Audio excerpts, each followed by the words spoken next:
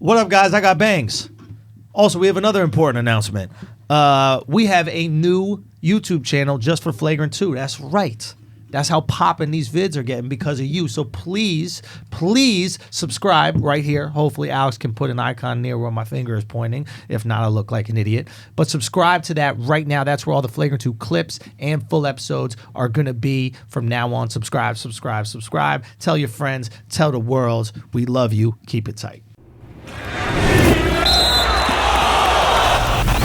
What's up, everybody? Welcome to another episode of Flagrant 2, No Easy Buckets, analysis by assholes, water cooler commentary for your sports needs. I'm Andrew Schulz. I'm here with Akaash Singh, Real Life Cass, Alexx Media, and Eden on the ones and twos.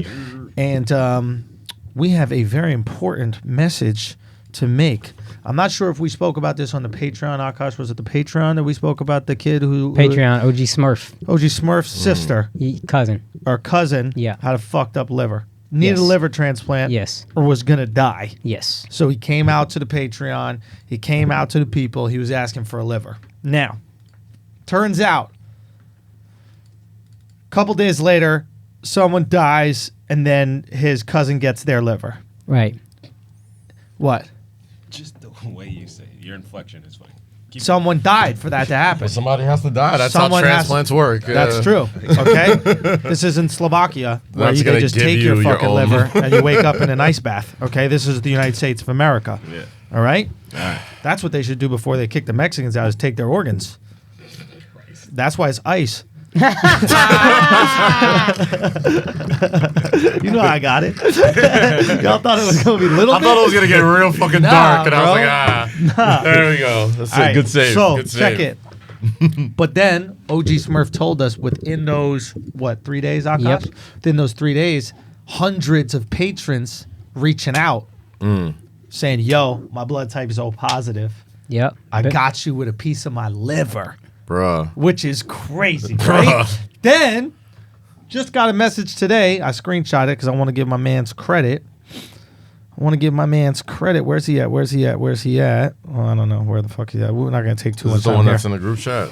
No, this was a different one. But still, a dude hit me today, and he was like, "Yo, I'm O positive. Ask if I reached out to OG Smurf. I haven't heard from him. But if he needs a liver... or he needs a piece of the liver, I got you." That's crazy. Bash from Discord, the guy who made the Discord, texted me. He said, "I'm going to just drink of mine anyway." So give it up. Yeah. Yo, so just think about that. What an amazing community to be part of.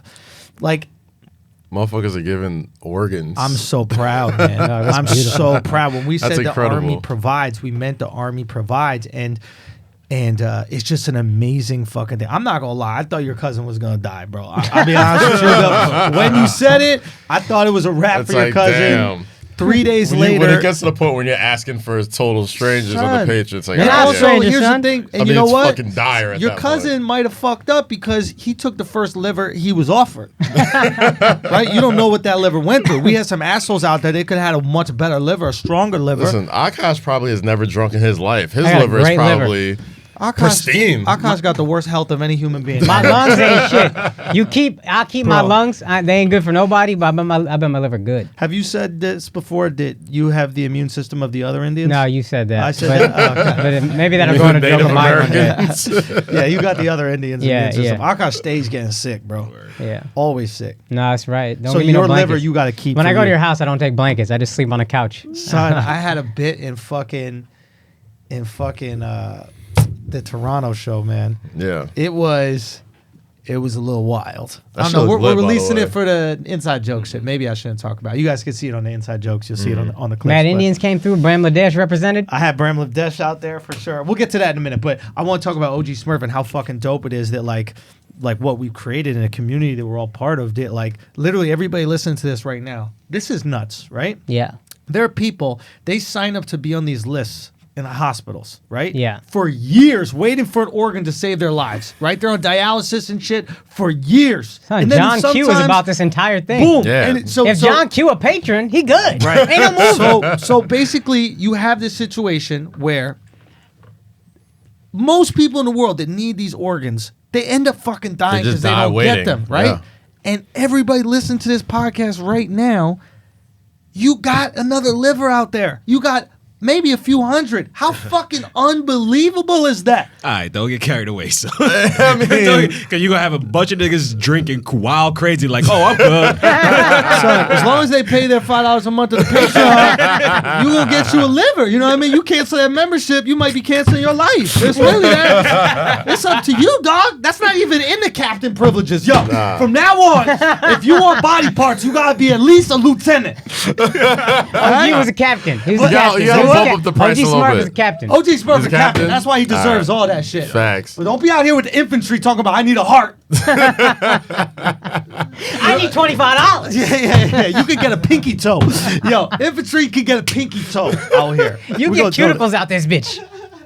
So real talk, I thought it was an absolutely amazing Hell feat yeah. that we were capable of, and like, whoa, so cool. So keep us posted about your cousin. Let's make sure everything's good, and if anybody else needs some shit, obviously you know where to look, man. Wow, that's just Come so to family, impressive. bro. It's Come family. to the flagrant black market. You ready? Yo, real talk. We need to start that shit next. Yo, we need to start doing that. Like, We should like sponsor StubHub. someone. Yo, But who for trying to body get? We trying to parts. get bitcoins on this bitch. Find us some bitcoins out here. yeah, wait, you want to buy Bitcoin? I'm probably gonna at some point invest a little bit Yeah, wait till it to So- drop again, and then you cop it. Go for if it does. What if the somebody risk. It's wants gonna like drop. They always drop. But the thing is that with Bitcoin, what made me feel like it might be the real deal is when Trump tweeted about how it wasn't. And he had a very calculated tweet. Like, clearly some people in power wrote that shit for him. And they were like, if you look at, there's a series of tweets, and it don't sound nothing like Trump. And Yeah. if you could bring them tweets up. Trump tweets in a very, like maybe like 6th, 7th grade level of English, Yeah. right? It's just No, like, you giving them way too much. fair. Okay. But this shit was kind of elaborate, and he had a specific point, and he was coming right at the Bitcoin. Is this the shit right here? Yeah, look at this. Similarly, Trump ain't saying similarly ever.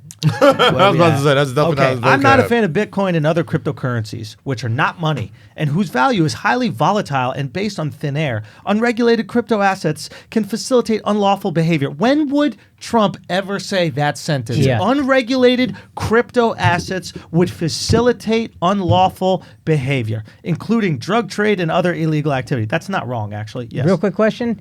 U.S. dollar also based on thin air. We'll get to that.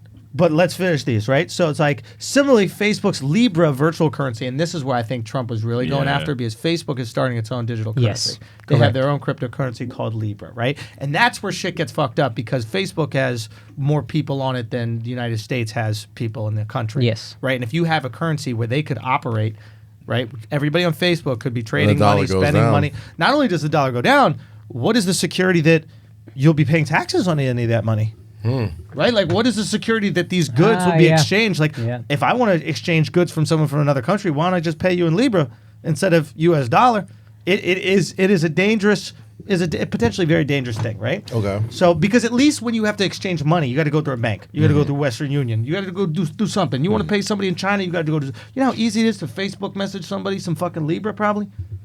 Boom. So, anyway, we have only one real currency in the USA, and is stronger than ever, both dependable and reliable. It is by far the most dominant currency anywhere in the world, and it will always stay that way. It's called the United States dollar. Tell me that's not a That's promo creepy. ad. That's Yeah. really creepy. That's really creepy because it looks very copy and pasted, and this looks like somebody who said that out of being afraid. Like, oh shit, this is really Not happening. afraid. It's smart. It's being told. Yeah. We assume that the people with power, like the president, is the most powerful person in the world. No, absolutely not. There are elite motherfuckers who are worth billions of dollars that influence what the president does. Now, Trump happens to be one of these motherfuckers, so he's a little less influenced than, let's say, an Obama or like a Kennedy, who I guess Kennedys came from some money, but like presidents who aren't like part of that billionaire club. Yeah. Like the Bushes do what the Bushes want. Yeah, They already they got billionaires. Texas The money. Cokes, Yeah, whatever they're The called. Koch so the real people who make the moves are the Soroses, the Koch brothers, like these motherfuckers who actually got the bread. Yeah. Right? So they hit up my man and they were like, yo, dead that. And Trump was like, yes, daddy. Yeah. Because everybody answers somebody at the makes end of the day. And it's just, I don't even know how the fuck we got to this. How did I we- don't know. You Black how did we market. start- He Are you said asking something me to about fix my getting some hair? Bitcoin. Just let my hair be shitty, man. It's Akaash all wanted some good, though. Bitcoin. Akash wanted some Oh, yeah, Bitcoin, yeah, and then yeah, we We got need here. flagrant coins, son. We need a currency. So, so shit, you brought up that a would very be good dope. point, right? Everybody's like, Bitcoin's not worth anything. There's nothing backing it. Yeah. Right? And you brought up the very point, which is The So it's dollar. the United States dollar. right? Yeah. At the end of the U.S. dollar, right, used to be up into the 70s backed by the gold standard, Yeah. right? So you could literally trade in your dollars for gold. Now, you can do that now because you can just go Buy gold. right. So I don't see how that's that different. Yeah. But this is what I would say to you guys, and I'm sure you've already gotten here, I think the Akaash. difference, real quick, is the values aren't tied together. Like the value of gold can That's- skyrocket. Yeah. Dollar stays the same, vice versa. Right. So there was a point in time where the value of the dollar was the Tied, value yeah. of gold. Whatever Yeah. the value of gold, and then the dollar would fluctuate that way. Got you. So here's what I would say about gold, right? Why does that have any value? That's exactly what I was gonna say. Even back then, there's another finance book, Rich Dad Poor Dad, if y'all want to read it, but I just reread it. Yeah. And that's one of the things he talks about. Like money used to be backed by gold, it's more secure, I guess. But even gold is just a value. Money we put is it on. the sentence is money is whatever we agree it is. So if we agree that these cryptos are valuable, Bitcoin. then it becomes something of value. There's a right? great episode of South Park that There's is real quick. There's a on good that. point. It is whatever we agree it is, but what helps us agree on it is the difficulty of replication, right? It is difficult to get gold, or at least perceivably difficult. Where like you got to be in a river with a pan and fucking Yeah. Levi's and shit, and hopefully you find some. And like there's a whole Discovery Channel show, right? It's like this is difficult to get. Right. Therefore, you have a piece of you have a gold necklace. You're like, yo, it took some white guys a long time to find this, Yeah. so it's valuable. If we just go straws are currency, anybody could get a straw anywhere. Yeah. The shit not gonna have value. So the thing with crypto is, I guess they've done it so that the amount of hours it would take you to what I believe is called mine the crypto, Yeah. that amount of time to actually mine it would equate to value. Like you'd have to Interesting. Yeah, yeah. spend X amount. I think of there's only a dollars. finite amount too. I think there is, but I think you can also create more. It just essentially costs. Yeah. So the fact that it costs creates It has value. creates the value. What were you saying? I was saying there was an episode of South Park that like goes directly to that, where like fucking aliens come to South Park and they're trying to like make them join like this elite like planet club and they make up some fake alien cash, Yes. or whatever, and like the whole fucking county goes crazy killing each other over this fake ass alien cash, and Yes. the aliens come down and they're like, why are you fighting each other? This was a test. Like this is nothing. There's this thing as space cash or space jail. Yes. Like we just made all this shit up and you guys gave it value, and then they failed and kept them on like the shitty planets or whatever Earth was at. But yeah, like what gives gold value? It's just Yeah. like, oh, this is shiny. Let me give you the best example for it. The casino. You go up to the teller, or you go up to the guy at the table and you go, "Hey, can I have $10,000 worth of chips?" He gives you a meaningless plastic coin Yeah. that has some writing on it, right? Right. That if it says $500 on that coin, you guard that motherfucker Yeah. with your life. Yeah. It is immediately instilled Right. value. Right. You give that to a human being, and they'll look at it and they go, "Oh my God, thank you for giving me $500." Now, try to give that coin to somebody in Cambodia. Yeah. They're not going to give Look a at you fuck. like, They're not oh, going to okay. Caesars anytime soon. Yeah. But I mean, I wonder if it would be a smart move for Vegas to have a universal poker chip currency that you can use anywhere in Vegas. I think, correct me if I'm wrong, you could take your chips from casino to casino Oh, and they interesting. accept it. Because those chips, at the end of the day, are You're- all based on the dollar. the same And every value. time you're using a chip, you're not taking money out of our pocket. yeah.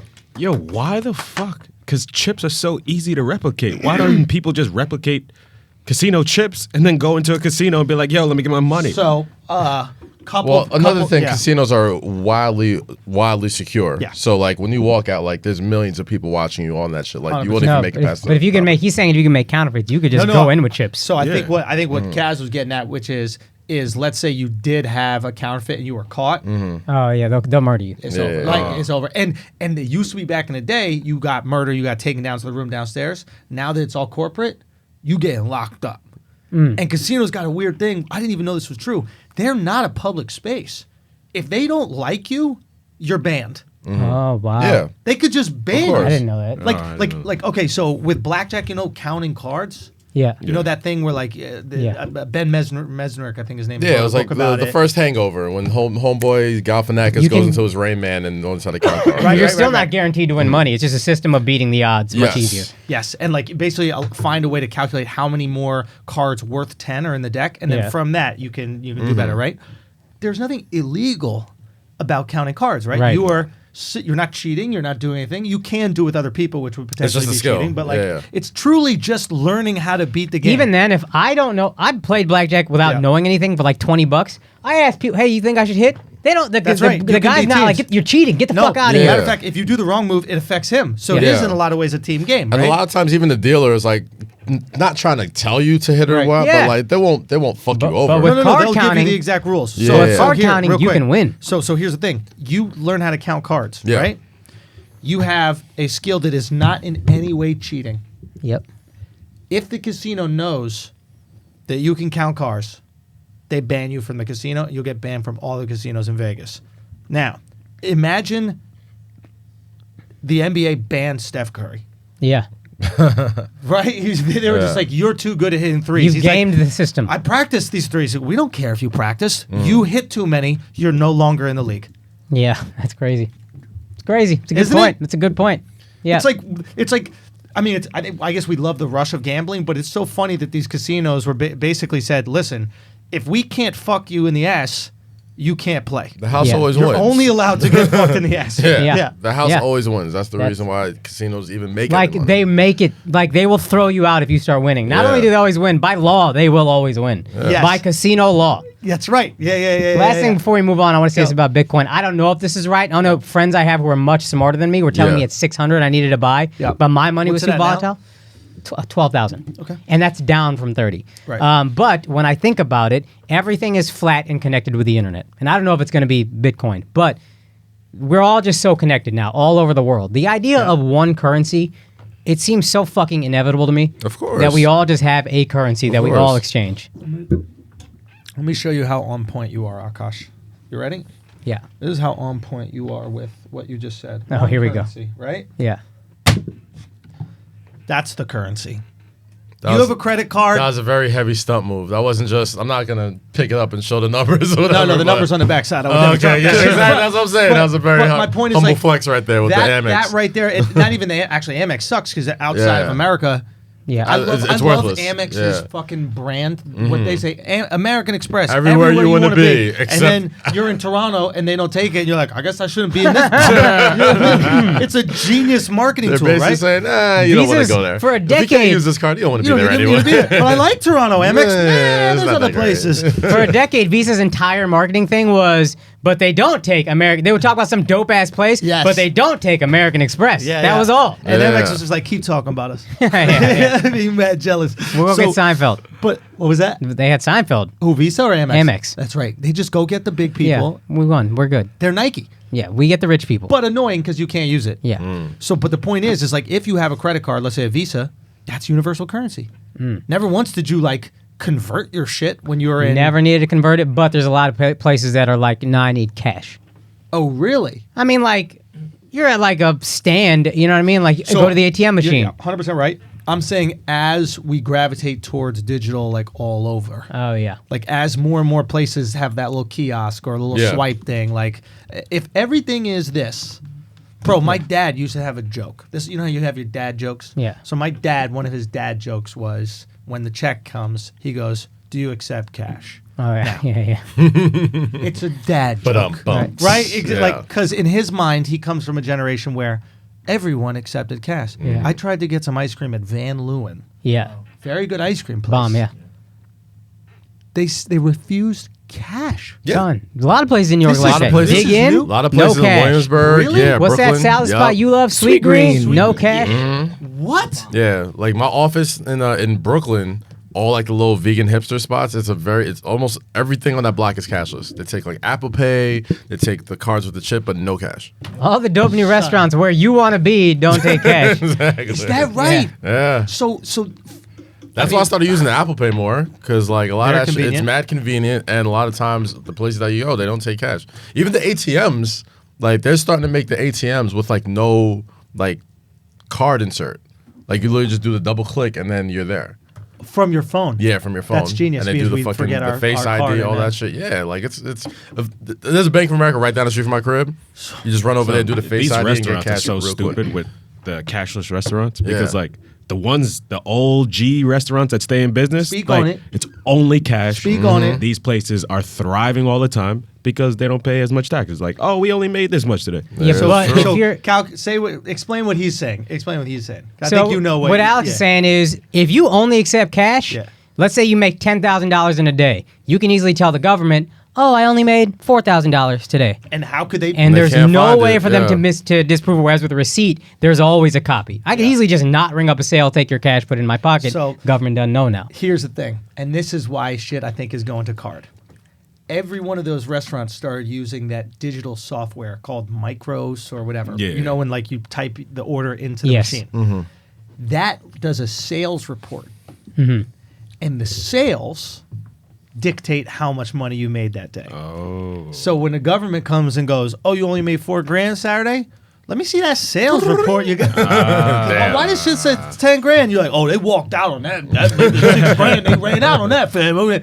But back in the day, what did they used to do? When you went into a diner, was there a Micros? No, it was just yelling at the dude. How much do we make "Cheeseburger!" today? Yeah. Right on their little piece of paper. So I think that's why it was easier for them to transition to just digital, because they're like, I'm snitching on me if I try to keep some of the cash. You see what I'm saying? No, I'm not fully clear. So So you're saying the restaurant wants to do this, or the government makes them do this? what I'm saying is the restaurant uses this program because it's easier, it's Right. seamless, it's more functional, Okay. everything's in the system. Right. You can track what you're purchasing, etc. You can Yeah. track what is waste. Everything's in the system. And Right. also, all restaurants and bars use it. So when you So a get new employee- new employees, they already know. Don't how have to okay. retrain them. Got you. No tickets get lost. Got Like you. go into any diner, right? It's a dude on a microphone yelling to the guys in the kitchen, Right. and then you wonder why when you said no cheese and it came with cheese, you're like, Yeah. because the guy's just getting screamed at in his Yeah. second language. Right. It's a Greek guy Yeah. who doesn't speak English screaming at a Mexican who also doesn't speak English. Right. And you're surprised there's broccoli on your fucking hamburger. Right, right. I thought you said broccoli, right? So it's like there's the little shit lost. When it's put in the computer, Yeah. ain't nothing lost. Okay. So once it's already in the computer, Yeah. that sale is registered. Right. You can't lie about how much you sold. Correct. And some of the way the taxes work, because they know the restaurants were getting slick, what they would charge you on, like for alcohol, is sales. Right. Okay. They don't care I got how you. much. It's not about what you bought. It's Yeah. how much you sold. Yeah. Or no, it's taxed on how much you bought from the place. Right. But it doesn't matter. Point is, there's a record. Right. Where there used to not be. Yeah. And once there's a record, Yeah. motherfuckers like, I ain't playing no Easy games. to trace. So his point Easy to is, trace. his point originally is these restaurants are stupid for doing that because they could keep all this money tax free. Yes. Yeah. I got you. And I also think the old ones, the IRS ain't even looking at them because they've been reporting minimal sales for so long. They're like, well, this ain't different. That's interesting too. But also, Alexx, that's easy for a mom and pop restaurant. I was about to say, the mom when and pop you're shops, Sweet yeah. Green and you got 50 locations and more are coming and coming and coming.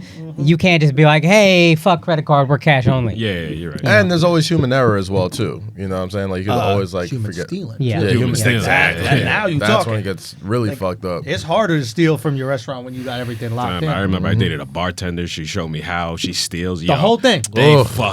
They get a lot. God damn. I would say they probably pocket at least 50% of everything they ring up. Especially if it's cash. And this is like almost all bartenders. do that And shit. you're still an animal if you don't tip on a beer purchase. yeah. Yo, but outside the tip, what they'll do is you'll ask for a Bloody Mary with like a special vodka. They'll just bring in Bloody Mary, but they're gonna charge you for that Grey Goose, Yeah. right? So now that $10 Bloody Mary, you got charged $25. Right. Where's that $15 go? That's my pocket. Yo, but I'll be honest, there is value in being truthful because my parents' business, my dad was always like an honest motherfucker when it comes to stuff. They He were making believes cash. in paying the taxes you should pay. Like I could have I incorporated my business, Yeah. right, in New York. I remember this Everybody day. everybody in New York that has a business incorporates in Delaware because it's cheap. There's no business tax or something. They're incredibly friendly toward corporations. It's Yes. like that's where you should incorporate. They're like the Bahamas, but in America. Yeah, the Swedish. Yeah, I was they're about to say, is that like the is Swiss. that what Swiss, Swiss the bank Swiss, accounts yeah. do? Yeah, you Boom, get so your money you go over to there. Delaware, right? Because they got no business or nothing in Delaware. So Yeah. they're like, fuck it, we'll just be a tax haven. And my dad goes to me, where do you do business? And I go, well, in New York. He goes, well, then you should put New York. And I'm like, but yeah, but they're going to charge way more. And it's like, he goes, but where do you do business? So I got to do it, right? This is what happens. My parents have this business, dance lessons, teaching dance lessons, and they took a lot of cash. Some people Yeah. back in the day would just pay cash for it. So they pay their fucking taxes. My dad was an honest dude. 9/11 happens. Every business downtown is decimated. Right. All these restaurants destroyed. Nobody's going downtown. People also don't have money. Terrified and shit. Yeah. And also, they lost their jobs. So Yeah. many people. So they don't have the extra money. Everybody's being tight. So the government was giving out bonds. And the bonds were based on how much revenue you brought in.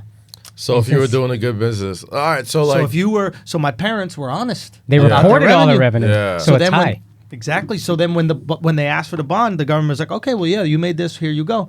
So many businesses were like, well, can we have some money to run? And they're like, well, how much money did you make last year? And they're like, oh, barely any, because they lied on their fucking. And they made 100, but they only reported 30, so they got $30,000 worth of bonds now. And that's the only thing that kept my parents' business afloat. no shit. Isn't that fucking crazy? That's That's real crazy. crazy. That's crazy. He better than me. I'm lying. Still, I mean, I ain't gonna say nothing that's gonna get me incriminated, but yes, I understand why certain people would do certain things, and I'm gonna just keep it at that. So Here's do we what- have a go? Last thing I'm gonna say, if you want to check out this book, the thing that I took from it, even when I was 19 when I read it the first time, but the thing I took from it is this idea that taxes are to punish the rich. Rich people make the tax laws. They will always put in loopholes that they can get around. And if they're not necessarily written there, they'll find a way around it. Every rich person you know is cheating in his taxes. Matter of fact, course. your boy on the podcast, what was his name, James? Al Tucker. That's all he was saying. The richest people don't pay no fucking taxes. Yeah, you guys listen. It's a great podcast. I did an interview with Al Tucker, and he explains really how rich people operate without paying any tax. That's all I've been trying to figure out, like in the past 5-6 months. Here it is. Ready? Like, yeah. And again, this is super leveled up. This is not where we are. Of We course. can't The do level this, but above. this This is lets when you know. if you're, But this lets you know, nine-figured motherfuckers, Right? And then find the legal loopholes. Yeah, exactly. So this is what they've created, right? So what they'll do is this: they'll have a publicly shared company, like Berkshire Hathaway is for Warren Buffett, Okay. right? And he'll work for that company, and he'll get a salary of $1 because all of his salary is stock options, all of the stock in which he owns, I believe, or something, or the Which majority. makes it seem like it's so altruistic. Right. Oh, we'll get into that later. Yeah. I always wonder why people do that. So check it. So what happens is this. They make no money, but you need money to operate. Yeah. So what do you do if you need money to operate? You take a loan against those shares. Now, if you guys know anything about loans, you don't pay tax on loans because that's not income. So now you have this money to operate, and you don't have to pay taxes on it. Now, if you want to pay that back, you can pay that back in shares. So you can be like, hey, here's X amount of shares to my company to pay back the millions of dollars that I borrowed from I borrowed from you. Now you got millions of dollars cash and paid $0 to the government. They've created an economy that exists outside of our economy. This is how rich people operate. Listen to the whole interview if you want. It's truly I'm fascinating. definitely gonna listen to it because I've just been fascinated on like how, just being around like these like super rich motherfuckers and just trying to figure out how the fuck they find these loopholes. I called and how my they do business that manager. shit. I asked if I could make my company a publicly shared company, Yeah. so we could do this, and he almost hung up on me. He was like, "You're not Warren Buffett, fam." No, motherfucker. Goddamn. I was like, "We could have like 5 shares. You know what I mean? It don't gotta be that many shares."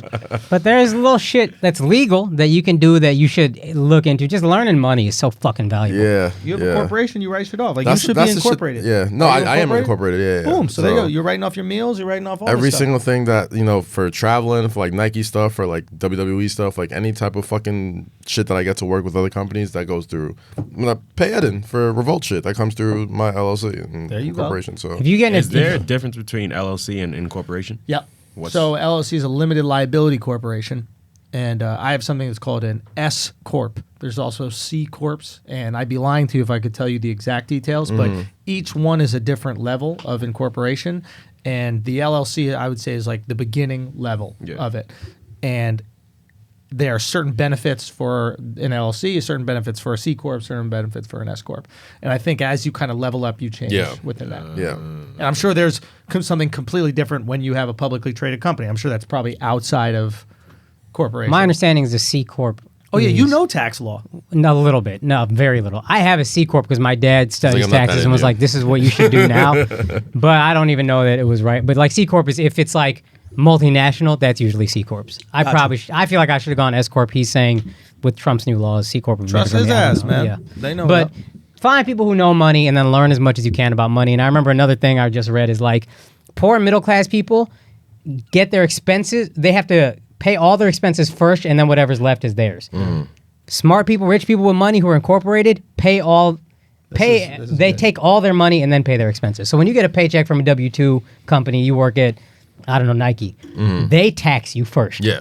Then whatever's left is yours. And then you got to pay all your bills, blah, blah, blah, and then you get a little bit left. If you're incorporated, all this money is yours. Anything I pay for that's expenses, that's my business meetings, that's my mortgages, that's my suits, whatever that you can write off, you write that off first, and then whatever's left, that's the income that gets taxed. You can probably word this more clearly than me. What you're saying is brilliant. So pretty spot on. So exactly what it is it's the difference between a tax refund and then paying taxes. Yeah. So the average person with a job, right, Gets a tax refund. gets a tax refund. And what that means is the government took more money than they should have taken. Yeah, and we Right. get so fucking happy. And we get happy that we get our money back. This is how crazy it is. The government gets a free loan on our money. Yeah. Right? That means you paid throughout the year. They're getting that money that you're giving them for free. They can do whatever they want with that money. taking it, yeah. They can invest it. They can make money on the money that you've Yep. given them. Let's say you gave them $50,000. They could put that in a bond, right? Make $5,000 on it. You get none of that $5,000, right?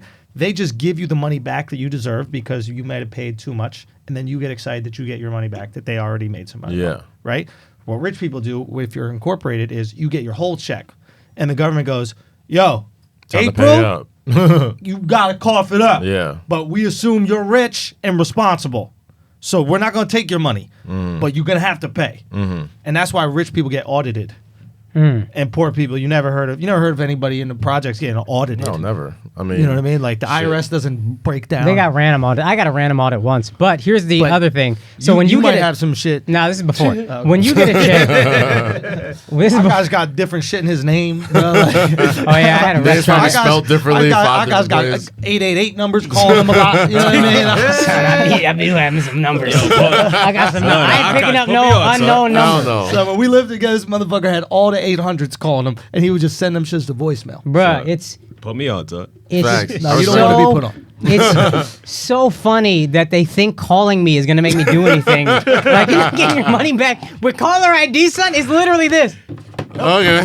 What we talking about? That's it. That's all I And gotta now do they got before the paying me auto- thousands of dollars. Now they got the auto dollar, so when like you call them and you don't hear nothing for a while, and then they pick up and then you just say, Oh yeah, bye. See you later. Yeah, my folks opened a restaurant in my name, shut down. I did never pay that back. I'm not good. I was 22 or something. Why would you? And then the hospital, I have that healthcare, but I don't know if you guys have heard it, but I owed like $5,000 after insurance, and on principle, I was like, go fuck yourself. We never paid it. And then I went broke, so God got me back. But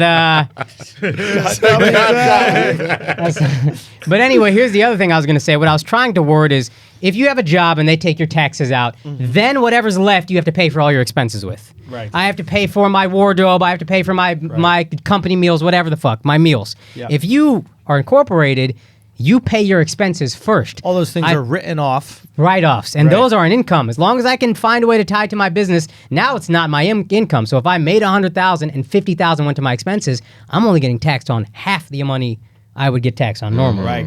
And that saves me, $20,000, whatever, in the long run. Real talk. Yeah. So, incorporate, guys. Learn money if you Get can. it. Learn, Get bro. that Help money us, up, because man. I certainly don't know Yeah, enough. that's the one 'Cause thing I some of y'all really gonna didn't be know when I was selling your younger, bro. livers to make money, man. I know how y'all do. You should buy some fucking Nah, bonds. but that's real like an shit, adult. man. That's shit that they don't teach you in fucking college or even younger than that, though. So if you get some money, make sure you learn that shit. Hey, real talk, if you don't want to learn money, maybe you don't deserve the money. Facts. That's the biggest fact. Some motherfuckers, that's how, broke. ESPN Yeah. 30 for 30. Like, the worst thing about that is that you give a bunch of 19-year-olds millions of dollars for the first time. Yeah. They don't know what the fuck to do with that shit, and that's why they go broke. Yeah. No, it's a lot. Yeah. I mean, still, I think I'd be able to manage. I think 30-something-year-old would be all right. No, but it's like we always do that. Be like, he's only 19 years old. How could he possibly have that much money? It's like, I could figure that out. Well, you've had different circumstances, man. Like, your parents owned the business. Like, your parents, knew some shit. Like, My parents are blew financially mad illiterate. money. same. Like when I was younger, I blew so much money. Yeah, but you didn't have millions, fam. Yeah. And nah, but I mean, for my age, I was doing relatively well because I was selling drugs and I had a decent job.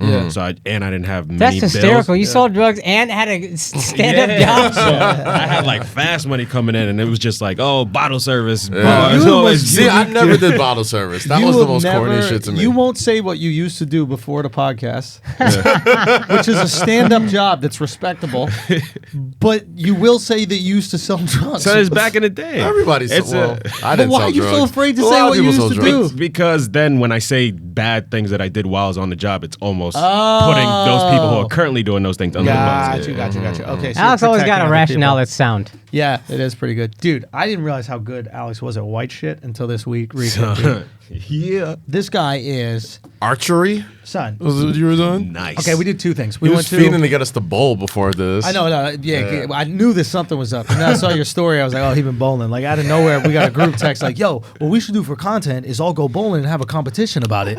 I didn't even was like, respond what the the first fuck day. you I was even like, thinking what of the this shit, bro? I knew Like, exactly I'm what it like, was. sure, And then I go to whatever. his story and he's bowling a strike, like mad nice.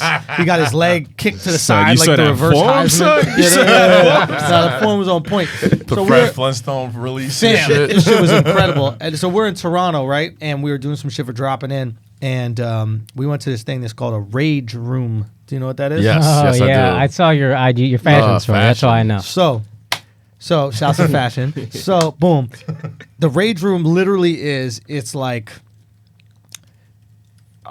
you just break shit. They give Yeah. you bats and fucking It is- crowbars.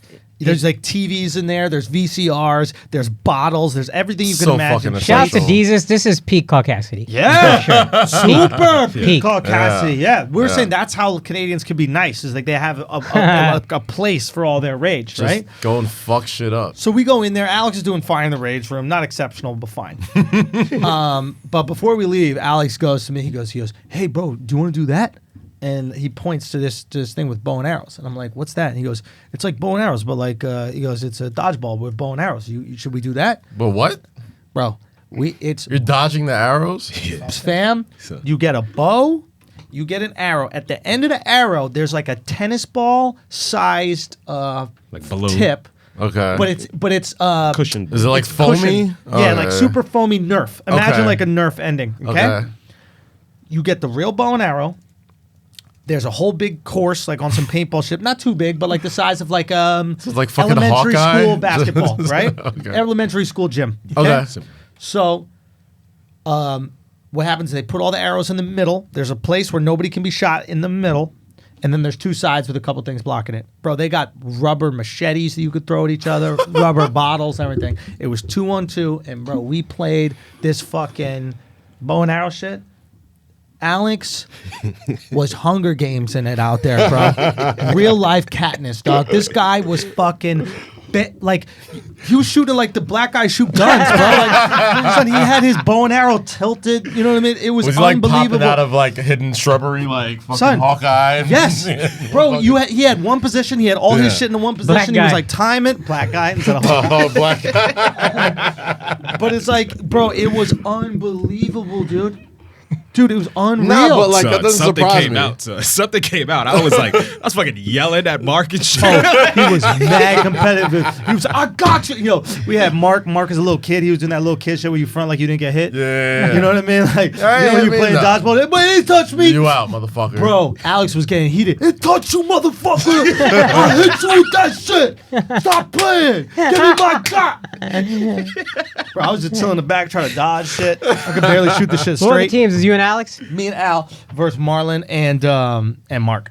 Okay. word. Marlon, good, funny kid. You guys probably know him on Twitter. His name is That Dude McFly. Oh yeah. He's funny as Very shit. funny Yeah, on I like Twitter, him. man. He's like real good. him. So he pulled up to the Toronto, man. And shouts to everybody who came out to Toronto shows, man. That Shit was look crazy. that was That like was a peak for me in my wild. career, man. Shit That look was so crazy, bro. that was Deserved unreal. that, man. That was dope. Thank you, man. But That that was was dope. so fucking surreal, man. It was an awesome time in Toronto. Toronto's held me down more than any city in the world. Maybe New York. Obviously, that's home, so it's hard to compare. But y'all have Yeah. been close to New York. I think Toronto's bigger. It might be bigger than New York. Yo, The New York, love y'all out gotta there come is out, bro. crazy. November 22nd. But man, it was such a fucking special experience, man. Thank y'all so much for coming out, dude. It was just so surreal, man. I still don't even. I've been trying to like put in words. I haven't. But even I was been able watching to do that video while I was in Georgia, And just like the fucking like the line around the door Dog, and the it was fucking ovation, I crazy. was just like, this shit looks like a comedy special.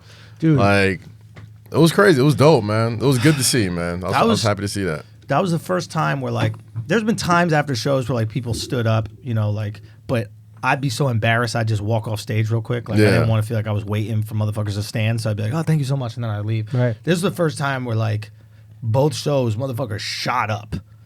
And like just to like, oh man, bro, that's a crazy experience, bro. Earned. All of it earned. Crazy experience. Anybody who knows Andrew knows this shit is earned. Every bit of it is this guy just maniacally working. Bro, it was Craziest person I know working. man, it was so fucking. You know what's so cool about it is like to just be there, knowing that like everybody there told somebody else, right? Like a group text or a group email. Yeah. Is what made my career. It was all viral. Right? It was all It's just like word of mouth. It's person to grassroots. person. Yeah. Literally word of mouth. It's like that's why if you hate on me, you're a hater, bro. Because like you a real hater if you hate on me, because I'm not here because of me. I'm here because people were like, yo, you probably like him. Yeah. You probably like, even this podcast is like, yo, you probably like this. You would like this. You'd listen to this. It's like, You got no ads. You got no magazine write-ups. you know, no company, I don't nothing. never really it's just, see you doing like press runs with like a publicist and shit. Like It's doing the the people. fucking yeah, like yeah. every fucking year, my agent or someone would be like, yo, should we get a publicist for this? I'm like, for what? The publicist is you put out the content,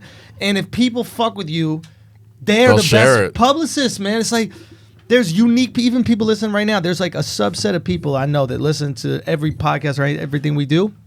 And they're the influencers. They're the people that will take an episode and share it with 10 people. Right. Or post it up on Reddit. Or, Right. or, A or world post it on star. Twitter, or world star. Like Yeah. there's groups, and I feel like in a weird way, maybe it's just us, but like the reason why we've been so impactful, this and Brilliant Idiots, and just the stand-up clips, is like the people that we've, gravitated towards. They're the people that celebrate us the most. Yeah. And it's Yeah, like, man. Like to see that happen there's is something crazy. different about like, when I first got into this whole like game, the first thing somebody told me was make sure you're of the people, not of the industry. Oh, yeah. Because the industry could turn on you fast. But if you got do. like people, And and they do. And they do. But if you got people that legitimately fuck with you, they will support you through thick and thin, like through the good times and the bad. Yeah. And you'll always be straight if the people fuck with you. So, man, it's good to see that, bro. It really Yeah, is. man. It really is. That's man. how you have a career, man. People give you the career. People don't. I mean, it's like, I think sometimes the industry, they just don't understand it. It's like, the people are a wave, bro. It's like, you got to ride it or get out the way. Yeah. The people are a wave, man. Yeah. It's- I mean, you experience it. Al, did you feel it like? Son, you remember I didn't even know how big the venue was. I was like, oh, we going to Toronto. This is going to be cool and shit. And then he told me the size of the venue, and then it was back-to-back sold out. Like, after the second show, something hit me. Almost dropped a tear with Thug Cry. But it was just like, just the amount of love and that many people. Like, we were Yeah. just there last year, and it was maybe a third of the size. Yeah, we did. I mean, this was Like, that's It's only the beginning, crazy. man. It's only the beginning. I feel like everybody that's been a part of this, the growth of this podcast is really starting to like hit their Pop. stride. You know what I mean? Like even, like I was like I'm watching your shit like as I'm in at the Peach Jam. Yeah. Fucking like John Calipari sitting next to me with fucking like Juwan Howard, Patrick Ewing, Penny Hardaway, like the top coaches in the country that I'm calling, and I'm not no comedy guy, but like there's guys that listen to the podcast coming up to me going like this, like while I'm doing the Nike shit. And I'm just like, yo, this shit is fucking crazy, bro. And then I'm looking at my Instagram story and I'm seeing like the fucking venue and like doing all that shit. I'm just like, yo, right now is like a very fucking special time for everybody, man. So like it was really fucking. This weekend was like really special for like Telling this you, man. whole It's a wave, shebang. bro. We're on right World now, Star. man. It's It was a way, tight. bro. Yeah, that clip hit World Star, man. The Sylvia clip. Shout out to Sylvia Sage, man. I had to spend a 2 days in the doghouse, but it was worth it for the clip going viral. Sure, he was upset or what? She Why? was a little tight. For what? You didn't do anything. I didn't. I know didn't, you was just but throwing I- the oops, No, like- I was throwing. That's what I'm saying. She's like, yeah, why do you always gotta have porn stars on the show? I'm like, Because that shit slaps. it's like, Like, it's good content. Like, Yeah. what I'm doing, You never yo. asked me why we always gotta have heat. Why we always gotta have a roof? Why we always gotta have an apartment? Like, what you mean, Yeah, bro? that's why, because we got porn stars out here getting them clicks, bro. Son, you know how many You got the people fucking clicks, their bro. lives were made when they found out all they had to do was get $1,200 to fuck their Dog, favorite porn when stars. I was- yo, somebody- people were going crazy in my DMs. They were like, "Fam, did she really say 1,200 or 12,000?" Bro. It became so attainable. Son, I think her Somebody price from just went up. ESPN. Son, I'm not, Supply, yeah, that- supply yes. and demand. She got flooded with supply right now. With demand Facts. right now. Facts. I mean, somebody from ESPN, I'm not going to mention their name, came up to me and was like, 1,200 seemed kind of low. Yeah, man. I was like, Hold up, wait, real quick. You better mention that fucking name on the Patreon. I'll tell you that shit right I'm doing now. a Patreon. Who, but, Amin said that? Nah, Amin wasn't out there. But I'll White tell ESPN you, or black ESPN? White ESPN. White ESPN. Ooh, this is interesting now. But Kobe? anyway, it was what? Jacoby? I'm not gonna say it now. Patreon, I got you. That's Jacoby. Shouts to Jacoby. You just picked a white guy with a black name. I see what you did. That's the only white guy's name on ESPN I know. Scott Van Pelt. I Who pray it else? was Scott Van Pelt. Keith Scott Van Olbermann. Pelt. Fucking Keith Yo, Olbermann. K.O., KO, man. that's my guy. K.O. Always guilting people and adopting dogs and shit. Is that what he does? You ever follow him on Twitter? Nah. That shit is a fucking guilt trip, bro. Keith Olbermann. Oh, no. Bro, follow Keith Olbermann on Twitter. His entire timeline, if it's not highlights or like politics shit, Yeah. it's just like stories about adopting dogs. Yeah. And like, boom. As soon as you click over there, right, he has a whole story on either one. Keep scrolling down. Nobody give a fuck about a missing cat. But Suck my dick, Keith Olbermann. you gotta read the tweet because he will absolutely guilt trip the fuck out of you. They have a new baby after 10 years. Cookie is suddenly aggressive and may die tomorrow. They say she growls and resource guards, yada yada yada, and then they give you a link and all that shit to go and adopt a dog. And he does this literally He's just every bored, single bro. day. He's just bored. This is what white women do. I'm saying. This is bored, bro. No, I respect it though He got because I love nothing dogs. to do. He has nothing to do, and he needs a purpose in his life because he no longer got his show, Yeah, right? He no longer But he has. still does Sports Center for here and there, like the big, I the thought big Overman's ones. gone. I thought he still does like the Nah, big I Sports thought he Centers. got no? fired. Nah, that was a minute ago. They brought him back. They did? He had his own show, his own like little politics show for a while. Then they Yeah. brought him back to ESPN. Yeah, I'm not but gonna lie, he's he had bars, or whoever was writing for him had bars. facts. Yeah. He would have But then those, he got those- so angry and so political. It's like, fam, we don't want that. It's sports, bro. Just tell me who hit the home run, who dunked it. It's not It's such that a weird crazy. transition to think you could go from ESPN to politics. Yeah, it's like, what the fuck? What? What's his Yeah. face did that though? What's his name? Craig Kilborn. Remember Craig Kilborn? Was he on ESPN? He was on ESPN. then yeah. Daily Show, but Daily Show was still comedy. Satirical. Yeah, Sure. yeah. It wasn't It was like, like- real news. Like Their it is. their slogan was "When news breaks, we'll fix it." Yeah. And then Stewart came and knocked it out of the fucking park, took it to a new Facts. level. So even that, he struggled with a little bit, but like, I don't know, bro. But I still remember him being like the asshole from what was it Knocked Up? Was it Knocked Up before the Nah, version? It was- no. Old school, Wedding Crashers? old school. Old school. That's what it was. My fault. was old All those school. movies just blend together. Those after a while. movies slap, man. They did. They Old school wedding crashers. Let white dudes back into Fuck it. comedy. Huh? How about that for a flagrant thought? We could give some of the trans comedies to white dudes. How about that for a flagrant thought of the day? Yeah, what's our flagrant thought of the That's week? mine. My flagrant thought of the week. I've been had it, man. Okay, go. 2 summers ago. I'm so glad we got over it. How hard it was to pretend to not watch football.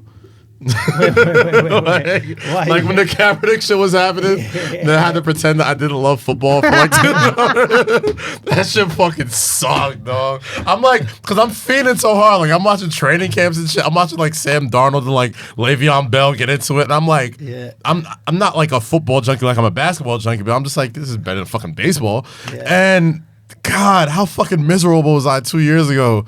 When, you know, I love Kaepernick to death and all that, but I was like, fuck, I gotta pretend I don't love this shit. Yeah. People get Bruh, fucking smashed. He settled. So So I he settled for Channel 4. But yeah, no, I'm glad all of us I'll settle into this couch and watch 6 hours of football every Sunday. How about that?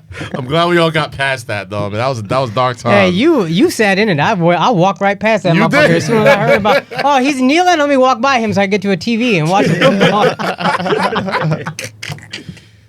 I mean, I respect, you know, clearly. I'll high five him on the way. God damn, that was the whole time. I'm like, there's got to be a better way, Kaepernick. God damn it. The fuck am I doing on Yeah. Sunday? Watch Big Little Lies? Fuck that. Like, that shit was awful, dog. What the fuck? That show's pretty good, though. Is that show It's a about solid Nike show. supporting Colin Kaepernick?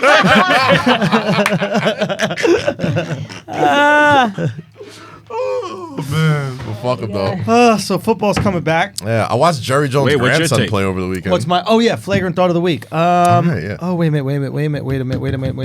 minute. I got one. Okay, go. You go, and then I'll come back to mine. I got to cop a few please before this one. It's Oh, a little boy. harsh. So I love black women. Oh, God. Yeah, like- Stop. Wherever you going? Wherever you I know going? this is. If you got to preface it with, yo, I love black.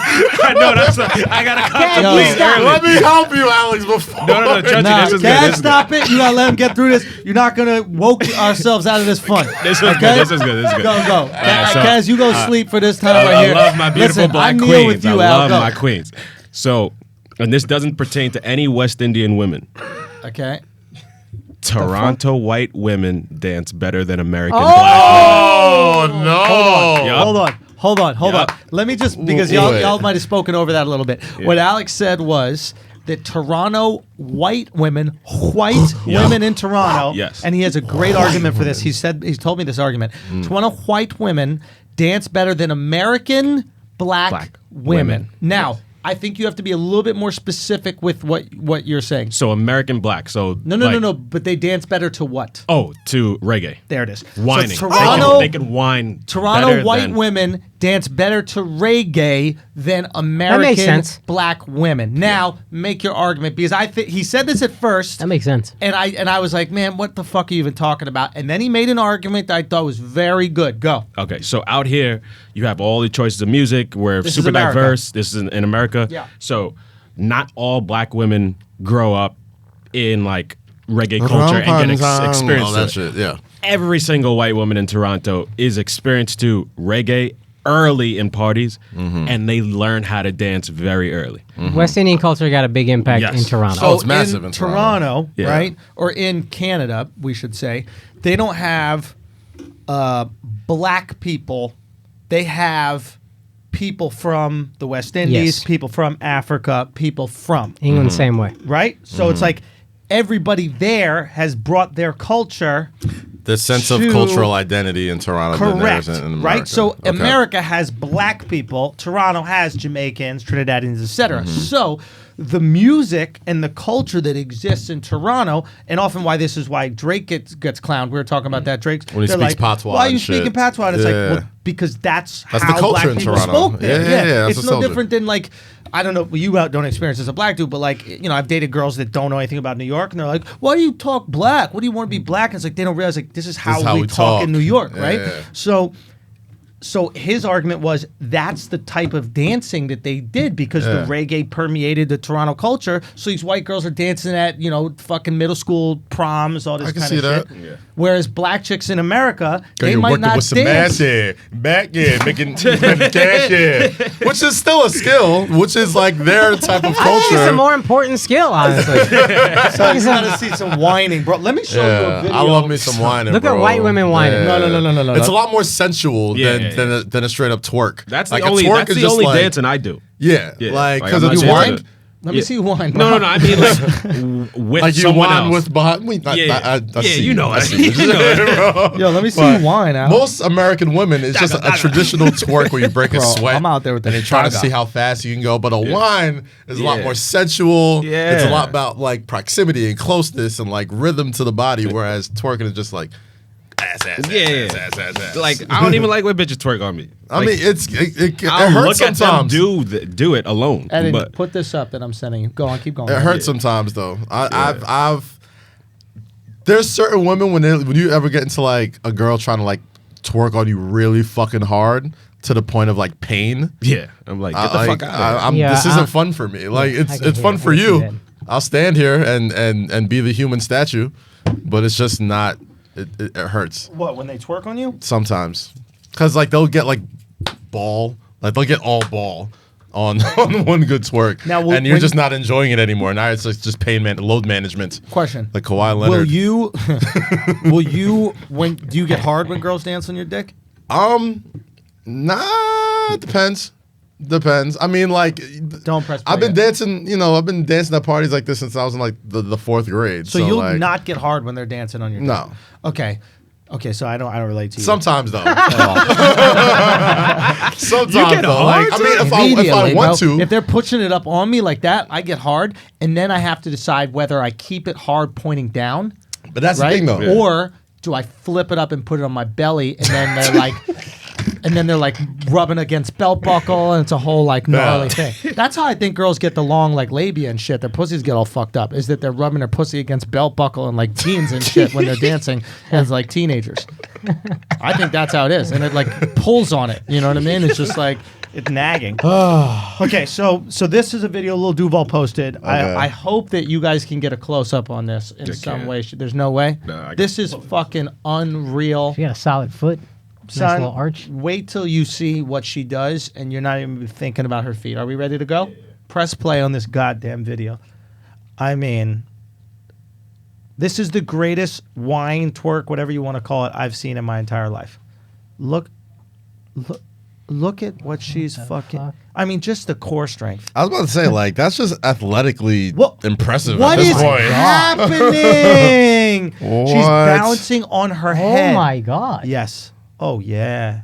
Oh, she's in a headstand. She's in a headstand just on her. This is some Cirque du Soleil shit. Yes, it is. Holy shit. I mean, oh my god, and just built beautifully. Is she not? Look at that. Where is this? Wow. Black man, G, black man, G, black man, G.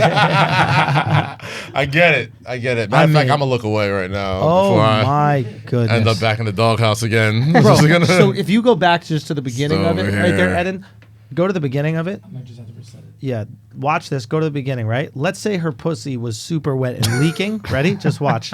She could drink it. Oh. So she could drink it. She could drink her own pussy juice from that position. That is one of the most amazing things I've ever seen. That's the only thing I saw.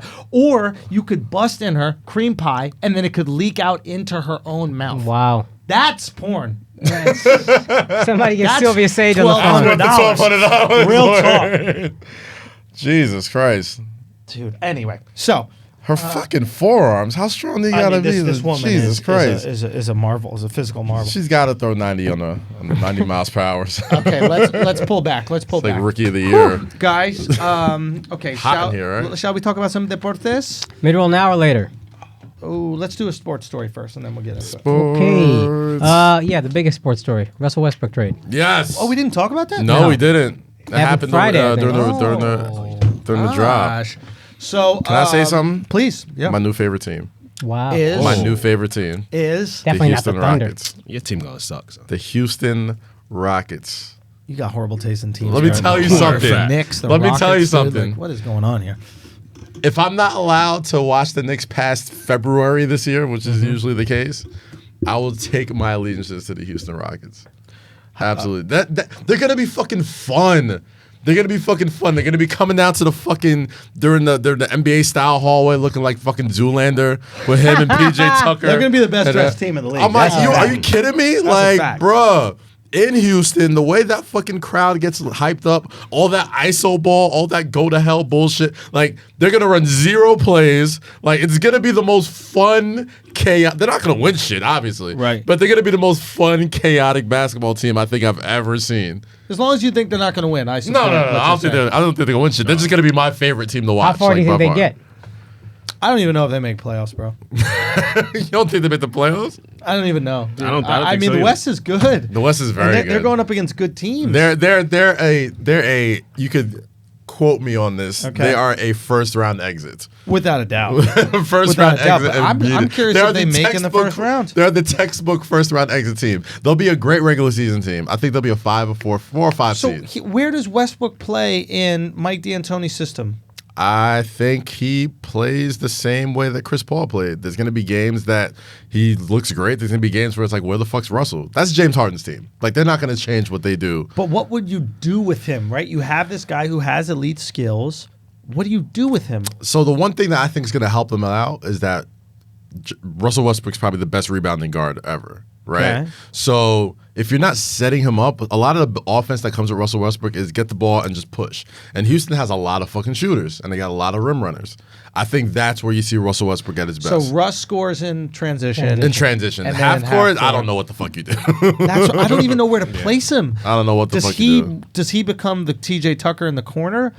Here's the thing: like people knock Russell's jumper. I just think he takes poor shots. I think he just has poor shot selection. I don't think he's a bad shooter. I think if he's taking corner threes, I think he'll hit that at just a high clip as any other good shooter in the league. In a weird way, honestly, if it's a corner three, I think that's completely in Russ's range. I think when you go out to that like foul line extended three, it might be a little far for him. Same with Melo. It's like Melo's a good corner three guy, but you bring him out to that real 3-point line, it's out of his range. He just can't shoot it. So I just don't know where you play him on that team, and I know that he's not going to be okay with just not touching the ball multiple possessions. I mean, there was certain time. I mean, for most of last year, he let kind of Paul George take the reins on that team. It's just that he wasn't necessarily.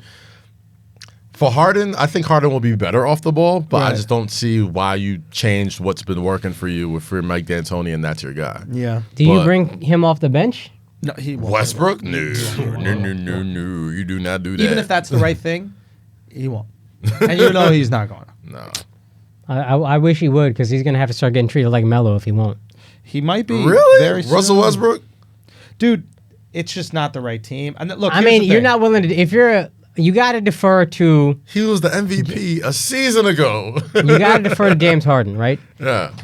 You That's have 2 to. seasons Do ago, that. my It's fault. his team. You got traded there, but you're the one. Honestly, you need the ball in your hands. You're not that effective without the ball. Right. James Harden isn't that effective either, but he's more effective than you. What I do think helps is I think James Harden's way better off the ball than Westbrook is. And I think he'll be off the ball because Westbrook will be a rebound fiend and will be stealing rebounds from like Capella and I guess Tyson Chandler and those guys, whoever the fuck else they got down there. I think if I'm Harden, I probably make myself play a little bit off the ball more. I think you try and get those that two-headed dog thing going and just have them run a little bit more because James Harden's a way better shooter than Westbrook. He's a great catch and shoot shooter, and he's played it off guard before. Like when he was in Oklahoma City, unless when he was like fresh off the bench and Durant and Westbrook are sitting down, Harden played the 2 guard a lot of times. So I don't know. I think it'll work. I think it'll be fun, but I just don't think they're going to win. I just don't know where Westbrook plays in D'Antoni's system. It's going to be fascinating to watch, man. We'll see. I mean, D'Antoni's. Here's the thing. D'Antoni's an offensive genius, but he's an offensive genius. So they say. Within that's without a doubt. He changed the game of basketball. Oh, for sure. I mean, you could say he didn't, but like No, I know he changed the That's the game of facts. basketball. Yeah. But like, it's like no matter even your team, the Mavericks play D'Antoni's offense. I understand he changed the game of basketball. I think Nelson did a lot before D'Antoni. I don't think D'Antoni. I get that he's very smart offensively, but it never really seems to translate. And it's crazy to me that you could be such a genius and so married to a 7-man rotation, and that's why you never win and you never change. So and here's the thing, and I'm not saying that's not a good argument because I think you do have merit, but like you gotta put it this way: if D'Antoni wins 1 ring, he's He's a considered genius. one of the best coaches in history. Right. Because then all of a sudden everybody's going to go, well, not only did he win, but he made it to the changed Western basketball. Conference Finals every single year. At the bare minimum, he made playoffs every year of his career. Like, you'll start looking at what he'd accomplished, and you'll be like, wow, this is amazing. The Team USA, gold medalist, That's all light this work. shit. Even Yeah. like as a player, he was like that dude in Italy. in Italy, well, outside of player, coaching in Italy, Coaching in developing Italy, the yeah. system he had to do, right? So the issue is, without that ring, we go, none of this works well enough to get the ring. And then once he gets the ring, we're going to start going, wow, he was able to go that far with just those guys with his So let me offensive amend what system. I'm saying. I get he's an offensive genius, but it drives me crazy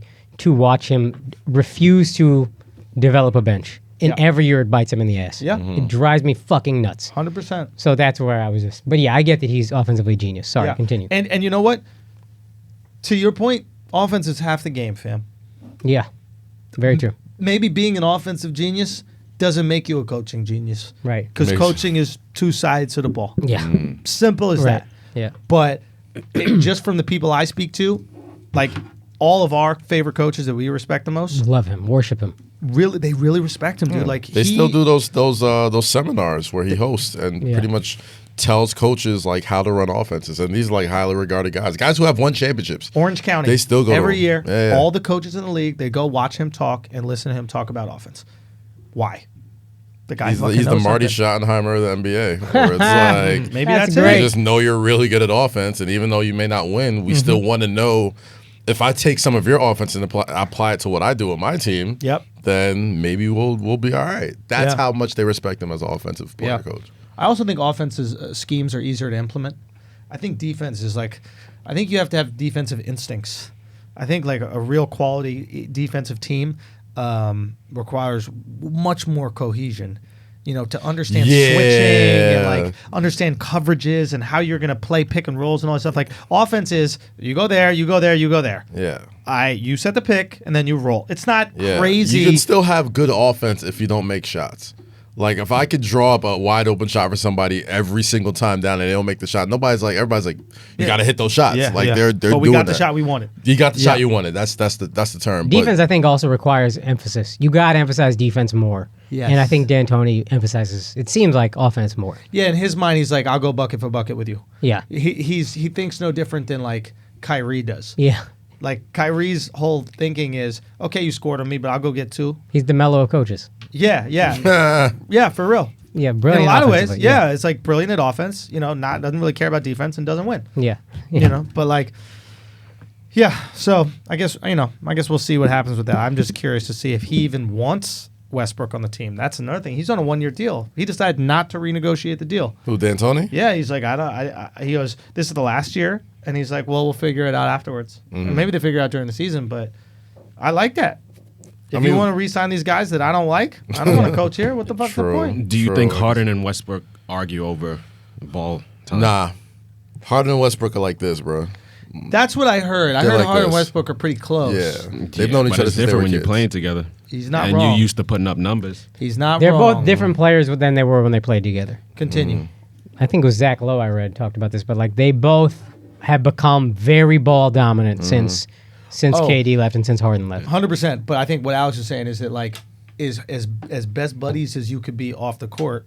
When you're on the court, that personality So often yeah, isn't sorry. the An same. extension of that, they're close because they were close in OKC. Right. Harden seemed like the guy that No, they they're were close. both They closer grew to. up together. Yeah, they play ball They together. play ball shit, together yeah. like And then as they- both from kids. LA. Like in Cali. Yeah. That makes sense. And then they're both in OKC playing together. Right. So like they've made it through all that. There's But another thing they're both. Yeah. Like, I'll just. It's a gang tie. Oh, okay. Did not- They were all at Nipsey's funeral sitting next to Put each it that other. way. Yeah, So, yes. It's difficult for them to put on that Houston red. Got you. Didn't yeah, I remember you telling me that and I forgot. But anyway, yeah, I think they'll be fine Dog, for they that. should have played for the Clippers, bro, and just do that one LA Clippers. Did you see jersey. what Karan Butler tweeted over the No. weekend? He said what they should do this year to like honor like Nipsey and like gang unity. Yeah. Have like I think like somebody mocked up like a Crenshaw Lakers jersey. Oh, I thought that was real. Nah, it was like somebody just mocked it up and it just went viral. And they were like, could you imagine if they have a game at the Inglewood fucking Forum and have like the Lakers and the Clippers one team red, with one Crenshaw? blue. Yeah, and like Yeah. they bring out all the fucking unity, all that shit, and do it for Nipsey or whatever. And I'm like, I mean, we'll never do that, but like that's a nice Keep that shit in the thought Drew League, dog. I'm saying, like, over here. I'm like, oh, I mean, you know, I don't know if they're gonna go that far. Like they love Nipsey in the NBA, but you know, it'd be nice to see, but I wouldn't. But see what that. were you saying, Akaash? They're just both. I think I was saying now they're both so ball dominant that as close as they were, even in OKC, Oh, it's going to be playing different. together, it's going to be different now. And I think it's going to be the Miami Heat the first year, where it's a lot of like, I defer to you, you defer to me. We don't really know because neither one of us wants to. I think it'll be the opposite. I think they were way too polite in Miami. I think it was. Yeah, it LeBron way was to way I think LeBron that was the going, issue. I "Is think it yours that- or is it mine? Yeah. I don't think Harden and Westbrook You don't. have that at all. I think Westbrook's like, I want that rock, and Harden's like, I want that rock too. But what I think I think it works though. Okay, I don't think it works, but I don't think it works, but I think they can both handle each other better than Chris Paul. Like Chris Paul is annoying, Yeah. right? Because while the players in the league respect Chris Paul's ability, they don't see him as a bucket getter.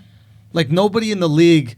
At the end of the day, the alphas in the league get buckets, right? So when they see a guy who's like cute at passing, they're like, that's adorable, but like, you're not a real basketball player. Right. You know what I mean? Yeah. Like, none of these guys look at John Stockton and go, he was dominant. Yeah. You know, he was like, Yeah. can you get buckets or can you not? Yeah. So I think they look at Chris Paul like, yeah, just set me up. Do your little cute shit where you put your hip in the dude's groin, get my man on you, and then give me the ball so I can get buckets and do what men do, right? So I when forgot Chris who said is talking, it. I think Kendrick Perkins said, you know, the one thing about Chris Paul that people like hate playing with him is because even coaches, he has to let everybody know that he knows the most out of everyone on the court. right. And that could wear on a lot of people. Like if you're the LA Clippers and like Blake Griffin's young and DeAndre Jordan's young and all these guys are like willing to listen to you and Doc Rivers just won the championship and he trusts you with all this shit. But they didn't get along. That could work. And, yeah, and they didn't even get along because he always thought he knew more than Doc Rivers. What did I tell you about Chris Paul? I said he's the type of dude whose grandkids won't like him. Grumpy ass. Chris Real Paul. talk. He literally is that type of personality, and you know, I just feel like this situation with Westbrook and Harden, there's more respect because Harden's like, all right, I know I can't stop Westbrook. Yeah. Like I know Harden looks at Chris Paul and goes, I can stop you if I need. Like, Yeah. this Yeah. is like, well, you're gonna get Like, your at little the end foul of the- line extended jumper. Like I'll smash that. You can't stop me. But Westbrook and Harden look at each other like, you want to go or what? Yeah. One on Bro, one. Westbrook's a force of nature, bro. Like Exactly. And so if is he's Harden. and so is Harden, but in different ways. Yeah. in different ways. But neither man. of them are stopping each other, so you have to respect them. Like, Right. whereas I just think that we kind of overrate Chris Paul's respect in the league. I don't really think guys respect him. Oh, I don't think they like him. No, they don't like him. I think it's double. I think they don't like him, and I think they're like, he's all right. I mean, he's getting to that point now, though. Because remember, and I always used to say this. I always just say, like, yo, give the same energy to Chris Paul that you give to Melo. Because they have essentially the same accolades. Yeah. Right? But people kind of give point guards a little bit more, you know, leeway. Because, like, oh, you're a point guard. You must know this, that, and the third. Well, Melo was just the guy with, like, I'm a scorer and that's it. And, you know, people didn't, like, think he could. Well, you can see Chris Paul making the game easier for his teammates Yes. on the court. I just think off the court, the fact that you're unlikable has probably impacted you in the playoffs. 100%. Of course. Imagine how unlikable you got to be where when you play with that person, you undeniably play better and you still hate Still hate him. him. Like, think about how wildly unlikable. This guy makes me money and I still hate him. The He's old going to adage make you is. $5 million Yeah. more minimum on your next contract just by being on the team with him. You're going to average 5 more points a game minimum just by him being on your team. You're going to get all easier shots. Everything goes up. But he's so mind-bogglingly fucking annoying. You know what that just hit you'd me? rather him not be on the team. You know what just hit me? The Rockets just signed Tyson Chandler, right? Oh, yeah. And they said I like that move. I like that move. Yeah. And they said he was thinking about coming back for another season, but he had to wait to see what the Rockets were gonna do. And the fact that they got rid of Chris Paul. Oh, After they shit. got rid of Chris Paul, that's when he was like, all right, I'll come play for the Rockets. And they were teammates, too, so he They were- knows Chris he Paul's was- annoying. He's legitimately, like, you can put numbers to it. He's legitimately made him millions of dollars. And Tyson Chandler was still like, I'll wait till you get rid of this guy. Did you guys see? Now they're saying that this is bullshit, but did you guys see the press conference after the Rockets loss with Harden? Yes. Where he says, They asked him, what do you think you need to do in the offseason? he goes, I know what we need to do, and they're like, what is it? He goes, no, we're going to talk to some people. Now everybody's applying that to the trade. Yeah. He's saying it's not. He's saying it was like some administrative shit, this, that, the other. But I mean, that low-key, is administrative shit. That's administrative shit. Like Logan, it's like I know what we need to do. We need to get this bum off the team, right? With no bicep definition. Yo, Chris Paul got fat girl arms. Like, if he goes like this, it's Yo, like, real talk. Like if you look at Chris Paul's arms, they look like Beyonce fans. Aww. That's how the Beehive is built. No. That's how the Beehive is built. You don't even like black women, bro. I love black to You women. like your white bitches from Toronto and shit, dog. Stop it. Oh, my God. Got Bro. as much facial hair as the Beehive, too. Let's say the barbs. Let's just say the barbs. The barbs. They don't exist anymore. Yeah, the barbs fell off. Holy Barbs shit. is gone. Man, remember that? Son, Andrew beat the Barbs. Ain't that crazy, son? Andrew took down the fucking Barbs, Let's dog. go, son. Y'all don't want this smoke. Oh, man. They got shook down by the 15-year-olds. Kens out here, The son. Barbs That's took themselves out. The Kens out here, son. Running That's shit, good. flex Hop in on my them. Wrangler, bitches. The asshole army and the hot girls took him out. Bro. Real talk. Real talk. It's a I real fuck with hot girls, summer. bro. I fuck Who are with the the hot hot girls, girls? man. That's That's, the Meg Thee Stallion. Oh, okay. City fans. girls, all Yeah, their I love this fans. beef. The city Yeah. girls versus the city boys versus hot the, boys versus the hot girls. No, city boys versus the hot girls. Nothing about this. Yeah, But it's it's basically great. just like anytime, like it's just like It's fucking brilliant. it's just fun shit. You got to man. follow Duval. Yeah. He's doing play by play on it. So basically, anytime a girl I fucks follow over Duval, a dude, that, yeah. right? Like, Yeah. let's say kicks a dude out of her house, Yeah. or like makes a dude look stupid, or like It's like hot girls up by 20. Back to you, Bob. they get points. You get points. And then anytime a dude does some shit, like this dude kicked his girl out on the freeway, and she just started walking out the car on the freeway, and some other dude was filming like, oh shit, that's 50 points for us, yo. City boys killing it. So they've created this like hilarious It's so dynamic. funny. Oh, dude. And even like Meg Thee Stallion gets on. She's she with like, it? Yeah, nah, she's absolutely with it. Oh, Like I she'll love tweet it. stuff and be like, "Oh man, it's a long summer. We're still down, but we're not out." And like anytime some shit happens, and then like Future tweeted some shit. It's just Barbs fun, ain't man. even in the game, huh? Nah, Ain't the nobody give a fuck about the Barbs. what They're in the consolation bracket. Son, the Barbs are about as Beehive real as is- those unicorns. Beehive is at the game. They're just at the concession stand getting fucking raisinets and Yeah, see, I'm still not. I'm Y'all still really not gonna, scared of I'm the still not gonna Beehive, fuck bro? the I Beehive, fuck bro. with the Beehive. I'm Beehive. so am I. That's how I know they're annoying. No. You're not Beehive. You like You're a Beyonce. Beyonce fan. We're okay? Beyonce fans. We're not fat girls with nothing to do. Oh my god. Fat girls with nothing to do are Beehive. Right? Fat girls with nothing to do, bro. The only exercise their arms get is tweets. That's why they look like fucking Chris Paul. With your fat ass arms wearing a white beater. Fuck out of here, bro. Built like a pile of mud. Feel like the Dookie emoji. Real talk. That's how they built like the Dookie emoji, bro. That's What all they say you. about Thor and You have Endgame? all Say that. he look like melted ice cream. Real talk. Thor and Endgame is how these fucking Beyonce girls look, bro. I mean that 100%. Built like a honeycomb. Oh man, Feel like built like a honeycomb. Real talk. built like fucking minions. Despicable Me ass bitches. Facts.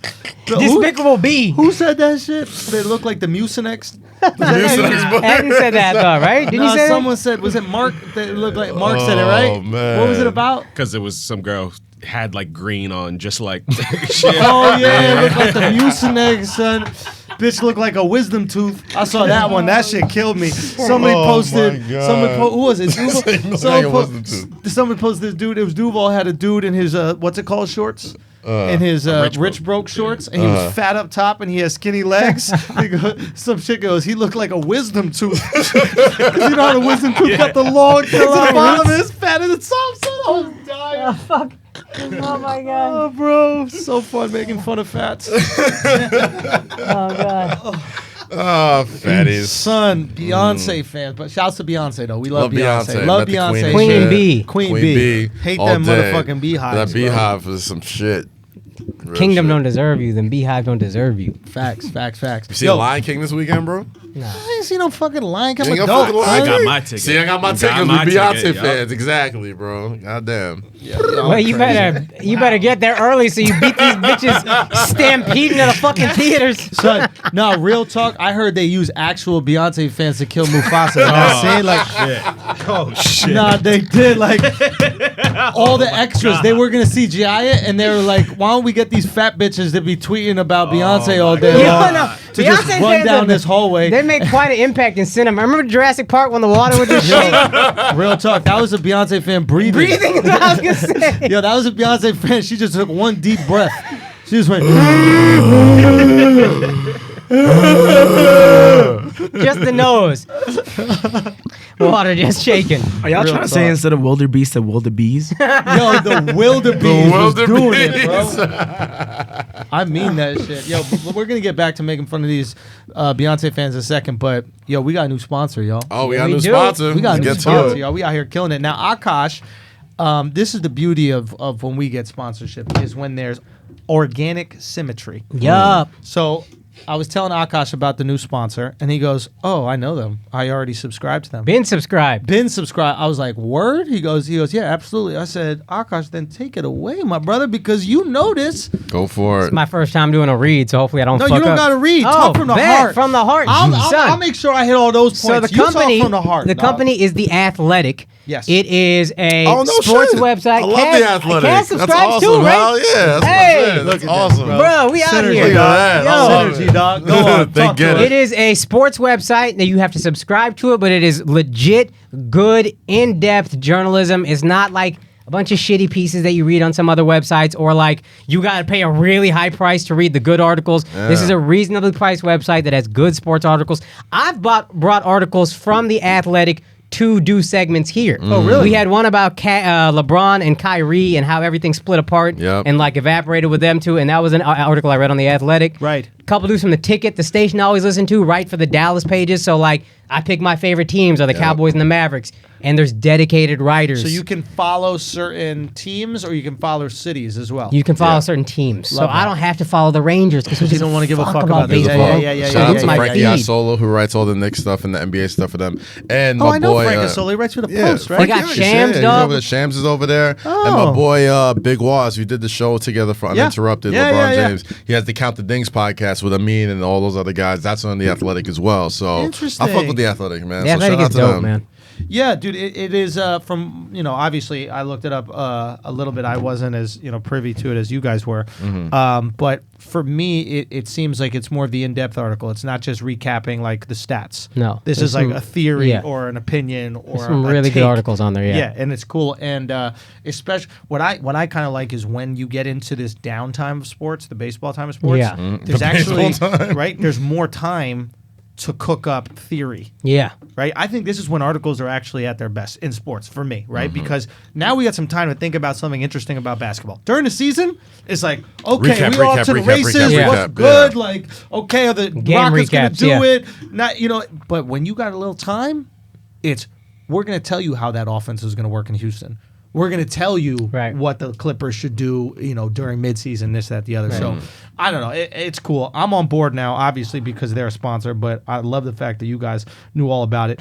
And it's dumb cheap with the Flagrant discount code. Dog, subscribe to The Athletic today. You go to theathletic.com/flagrant2. You get 40% off a yearly subscription. Now, that comes out to $2.99 a month when you subscribe at theathletic.com/flagrant2. Theathletic.com/flagrant2. All right? Writers that you're going to hear from, obviously Shams, shout to Shams, David Aldridge, Sam Amick, Zach Harper, Ken Rosenthal, Jason Stark, Seth Davis, Pierre LeBrun, Stuart Mandel, Bruce Feldman, and Jay Glazer. I mean, coverage goes beyond game recaps. It's smarter analysis, deep perspective about teams, the leagues.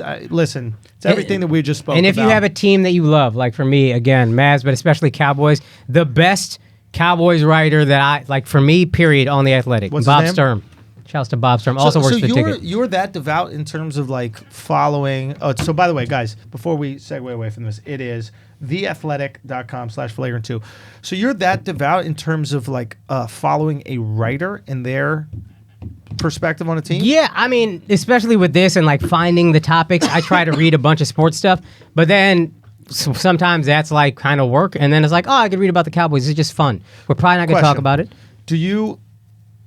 Will you read an article about something? This is for you too, Cass. Will you read an article about something that you might not really be that interested in, but you like the writer so much that you'll give it all a the try? time. Yes. All the time. Yeah, absolutely. There's a few guys that I really like from Sports Illustrated. I like Chris Mannix a lot from SI. I think he's at Yahoo now. Okay. I forgot the dude's Lee Jenkins, another really Lee good Jenkins writer. is good. He's somebody who Interesting. He did the LeBron letter. Who did MJ at 50? Wright Thompson. He had one about Tiger.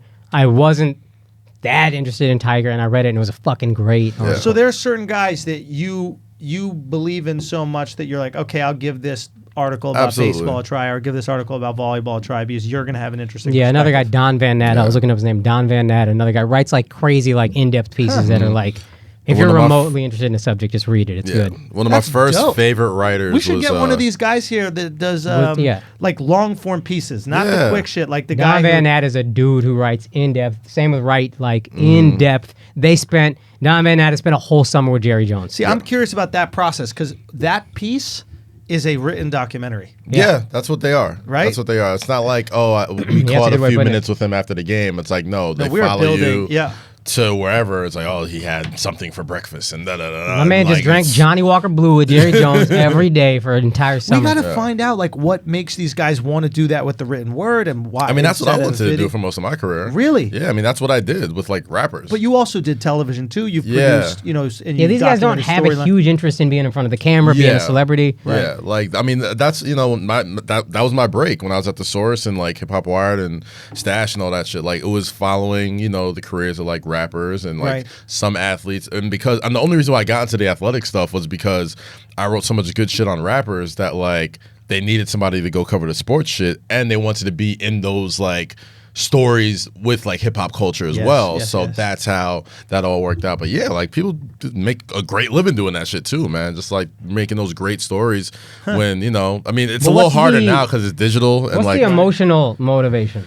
I mean, the emotional motivation is like me when I grew up, like I grew up on all these magazines, and I think the written word just kind of got a little devalued a little bit just because, shit's digital now. And, I guess, and it's a different feeling still of power to the written word, man. There's definitely power to the written word. Having It's a little different when something clicks now and, and it goes viral and a lot of people are reading it.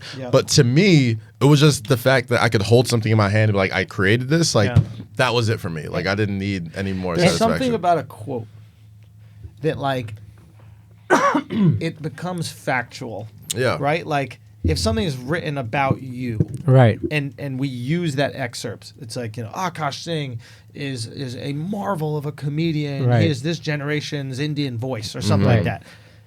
It doesn't matter really where that's written. Yeah, the fact that it's like it's written in quotes, for some reason you're like, okay, that's. I'll believe that. Why the fuck is that? I Why don't know. do we?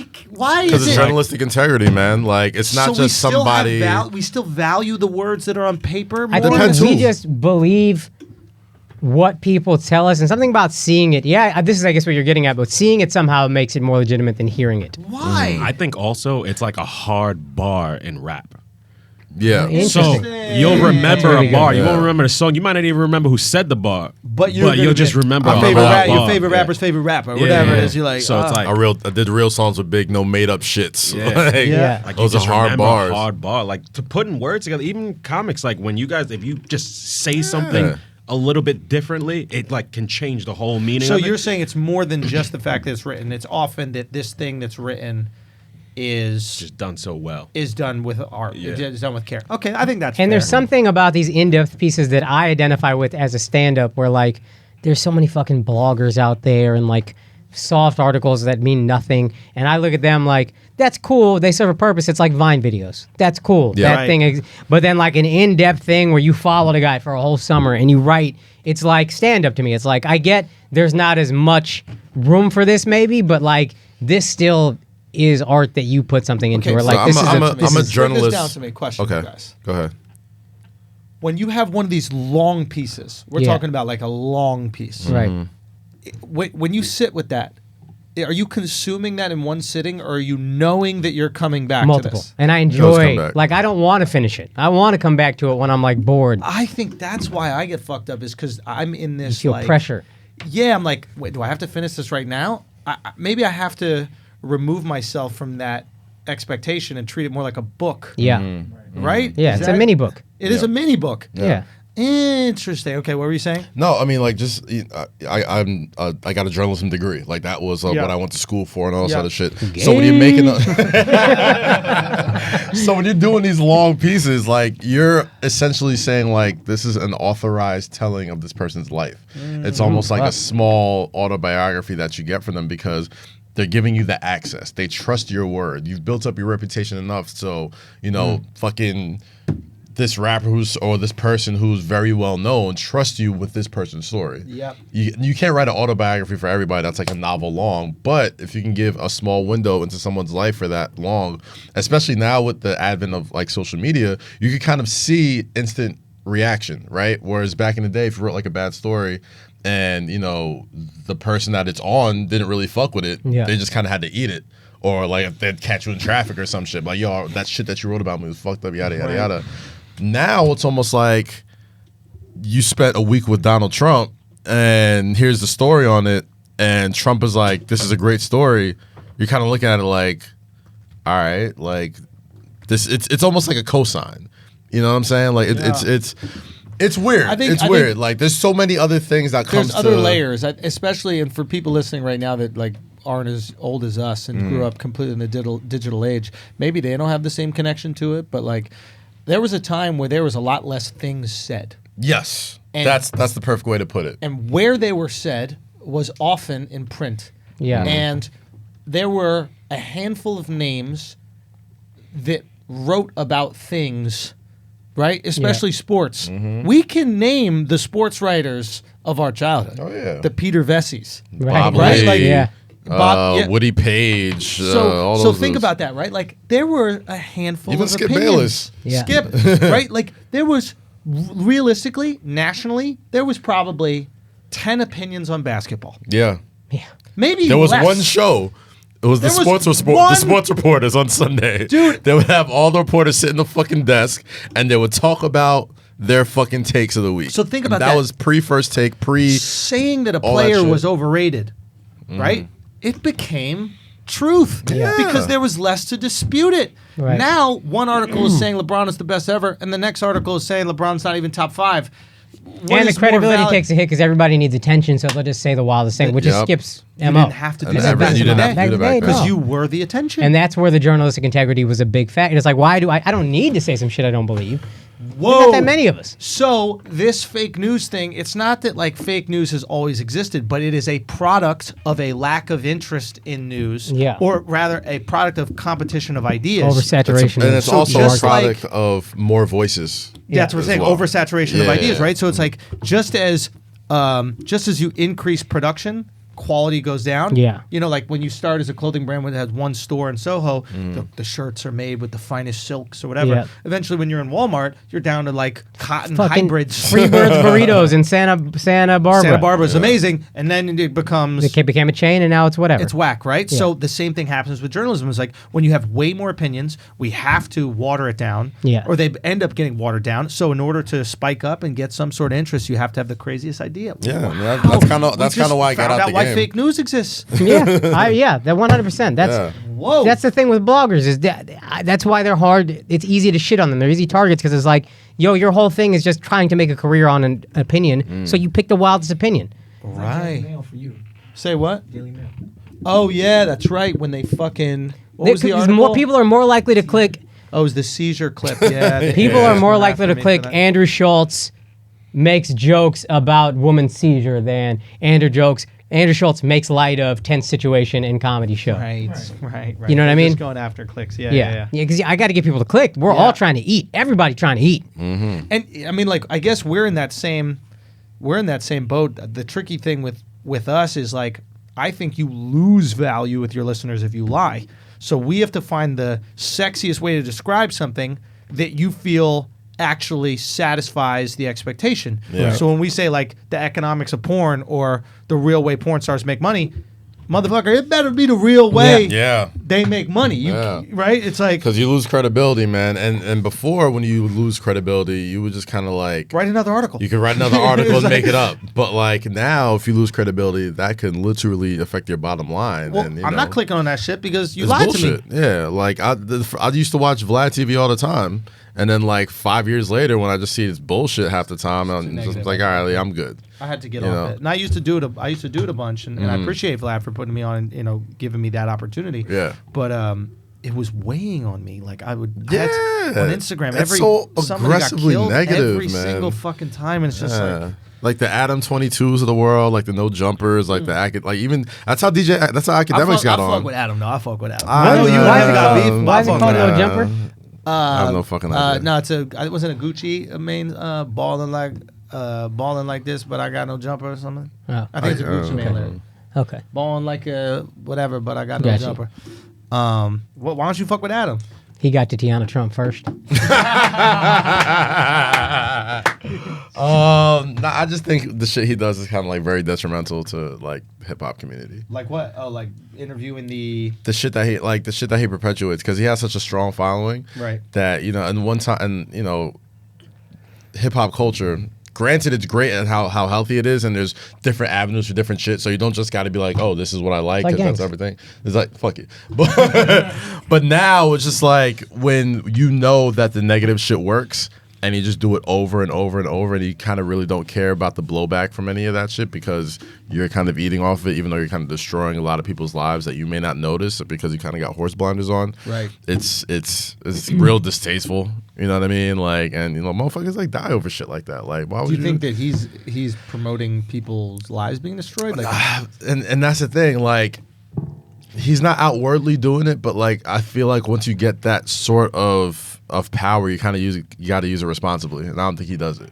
I'll say what Kaz is trying to say. He finds all the young SoundCloud rappers, which tend to be black, takes advantage of them because they're Young fucking dumb drug head, and pill head. they're not as experienced yet. Yeah. And so he exploits all the fucked up shit that they're doing Right. because these young kids don't realize, you know, the full repercussions that can happen, and Adam is just profiting off that. How are you going to try to Cliff Notes Kaz and then talk for longer than him? Yeah, I know. I pulled the I Kaz know, trying. I understand. But yeah, I understand yeah. what you're saying. Yeah. I understand what you're saying. I guess, and maybe Adam looks at it like, I'm curating these guys' careers. Like sometimes you come on my platforms and I post your shit, and you could, you know, do tours and actually Yeah, make so talk real about money. the music. Don't talk about the fuck shit. But we all know that we care way more about fuck shit than we do music, right? Yeah, It's like, which is, you know, But then I mean, it that's puts- why but World he Star. knows that they can get in trouble. So it's like he knows that but he's the not stuff. forcing nobody to say anything, right? I think your argument is like they're young and naive, and it's like you know that this is maybe bad for them. Yes. Right. So it's like They look at it as predatory. you have like a very social predatory. responsibility Yeah. to it. But what I'm saying is maybe this is because I fucked with Adam. He always been cool with me, Yeah. and I've been cool with him. Is it maybe the way he looks at it is here are these young kids that I'm actually giving an opportunity to make legit money, so they don't have to be out here doing this hustle shit, do this fuck shit. Like you could actually just make your music, and if I give you the outlet and I organize these tours for you and that kind of Yeah. stuff, now you don't got to be selling drugs in the street and fucking shooting people. Which I totally understand. I just don't need to respect it. No, and I'm saying maybe that's his like. Remember, I'm always trying to judge people off intent. No, I get it. Maybe that's his. I totally intent. get it, and obviously, and honestly, like I'm sure there's a lot of truth to that. But at the same time, it's like I don't need to respect it. Like I've seen it done a different way. I've seen Right. it done better ways that didn't lead to other shit. So it's like, all right, I see what you're getting at, and I can't hate on you for getting your money and getting other people's money. But I've seen it done ways where it doesn't lead to something so destructive. So I'm just like, I'm good on it. That's fair. It's almost the way I look at TMZ. It's like they're pretty credible most of the time. It's just the way they have to go about getting their clicks is like, come on, son. Right. You know, It's a I little just feel extra. that way. Like, Interesting. You could do it better, but you choose to just go about it that way. Yeah, Which there's a I don't better respect way. as Yeah. much, but I still see why you do what you do. And to be fair, that's kind of how I looked at Barstool at first. Before like I really started to, you know, see, you know, visit the site and visit the content and kind of see what they were going at. I kind of used to look at Barstool like, you know, like it was kind of like fucked up content that they would post and the way they would do it. The misconception of Barstool is that people don't realize they're in on the joke. Yeah. Like if you actually are a fan of Barstool, they're making fun of themselves. Exactly. Francis Ellis is super he's not Barstool anymore, but super self-aware of how you see KFC him. self-aware. Like, even if you Yeah. go to the account, they're calling like these like white dude bros that are doing shit. The They call Stoolies. them all Chad. No, they call them Chad. Like, oh yeah. if the caption is like Chad finding the love of his life, and it's like a dude just making out with his pit bull Yeah. or some shit like Right. that. Yeah. But like, No, they're they've aware. commodified bro culture. Yeah, they've commodified it, but Yeah. they're not unself-aware of it, right? Yeah. They're like, we understand the absurdity of this. We will lean into Absolutely, this. absolutely. But the average chick that writes about it and says it's sarcastic, she has no clue that they're also making fun. That's the Yeah. thing. Yeah. That's what I didn't get at first. Before, Right. when I used to watch it, I used to be like, oh man, this is fucking terrible. How did I not know? It wasn't until I knew, like, it's almost like it's more of a condemnation on how you feel about it, the way you react, than Yes. how they do. Yes. You know, like, it's like, if you're offended by this, you're kind of part of the problem because they're in on a joke. Like, So how are you think not it- in on a You joke? think it might be the same with Adam No Jumper? It Is might that his be. name? It might don't be. know I what's just that. know that there's different ways to go about it. Like I get it more with Barstool because to me, I guess like sports is a little bit more fair, whereas hip hop, like I know the politics of it. Like I know the politics of why and there's certain like people lives get. at stake. People I think don't that's die your over big- it. Yeah. like motherfuckers are gonna die. At the end of the day, like you can say whatever The you want Thunder about. Trade ain't killing nobody. Yeah, right. Like Yeah. you could say whatever I could say fuck Boston all day long. Like all they gotta do is just beat the shit out of the Giants and the Jets all year, and it's like, all right, well, there's a fairness in sport that there isn't in music. That is fair. That is fair. All right, what else we got? So I wanted to do some of the Discord jokes. Ben Simmons got a max. Wimbledon final, World Cup of Cricket. There's also CB4 quote I sent you guys, and also Pernell Whitaker. If you wanted to speak. Yeah, I was about to say. I'd like I to get thought your I would thoughts give on you that. the floor God, to talk Pernell about that. Sweet Pea Whitaker, rest in peace. This is the greatest defensive boxer, arguably, in history. Over Floyd. Some might say over Floyd, and I mean literally impossible to hit, and then he ends up dying by getting hit by a car. The great irony that is that literally could not be hit in the ring, and then when he was walking down the street in Virginia Beach, he was born and raised in Norfolk. I guess he's in Virginia Beach, and he just gets hit by a car, and he fucking died. But he was truly one of the greatest boxers I've ever seen in my entire life. I would watch just YouTube compilations of him dodging punches. He had this amazing ability to be within punching range, but not punchable. Mm-hmm. So he was a guy who could stand toe-to-toe with you. Right. And he just knew exactly what you were going to throw, when you were going to throw, how to dodge it, how to move, and then counter you beautifully. And he's just one of the best boxers in history. So rest in peace, Sweet Pea. Shout out to Max Kellerman, man. I used to watch his show back in the day before he really blew up. And Pernell Whitaker used to always be on the show. Yeah. And that's how I kind of really got to know him and how dope he was. Because it was like in the era of when heavyweight boxing was super popping, like the Tysons, the Holyfields, and all that shit, and just big knockouts were the thing. His shit was popping because like nobody could hit the motherfucker. Like, he was fucking magic in there. So like, I used to love watching his shit. And rest in peace to Sweet Pea. There's man. a great clip. I'm sure it's popping all over Instagram right now. But of the first time that or when he fought Oscar De La Hoya, and De La Hoya ended up winning the fight by decision. But De La Hoya throws maybe 15 punches in a row at Pernell Whitaker, and he misses every single punch, like some real deal Matrix type shit. Yeah. And he's just lunging with another one. He just keeps missing. He does a little dance, and then the round ends. And it's like, that is Sweet Pea right there in a nutshell. Just unfucking hittable, man. I mean, look at this. Watch this. Here's the clip. Watch. This is, I don't know if this is the exact one I'm thinking of, but. There's 15 seconds left, so I think. Yeah, it's probably going to be it. Now, and it starts maybe. Not yet. No, here it is. Yes. I heard it is. Boom. Miss. Miss. Hey.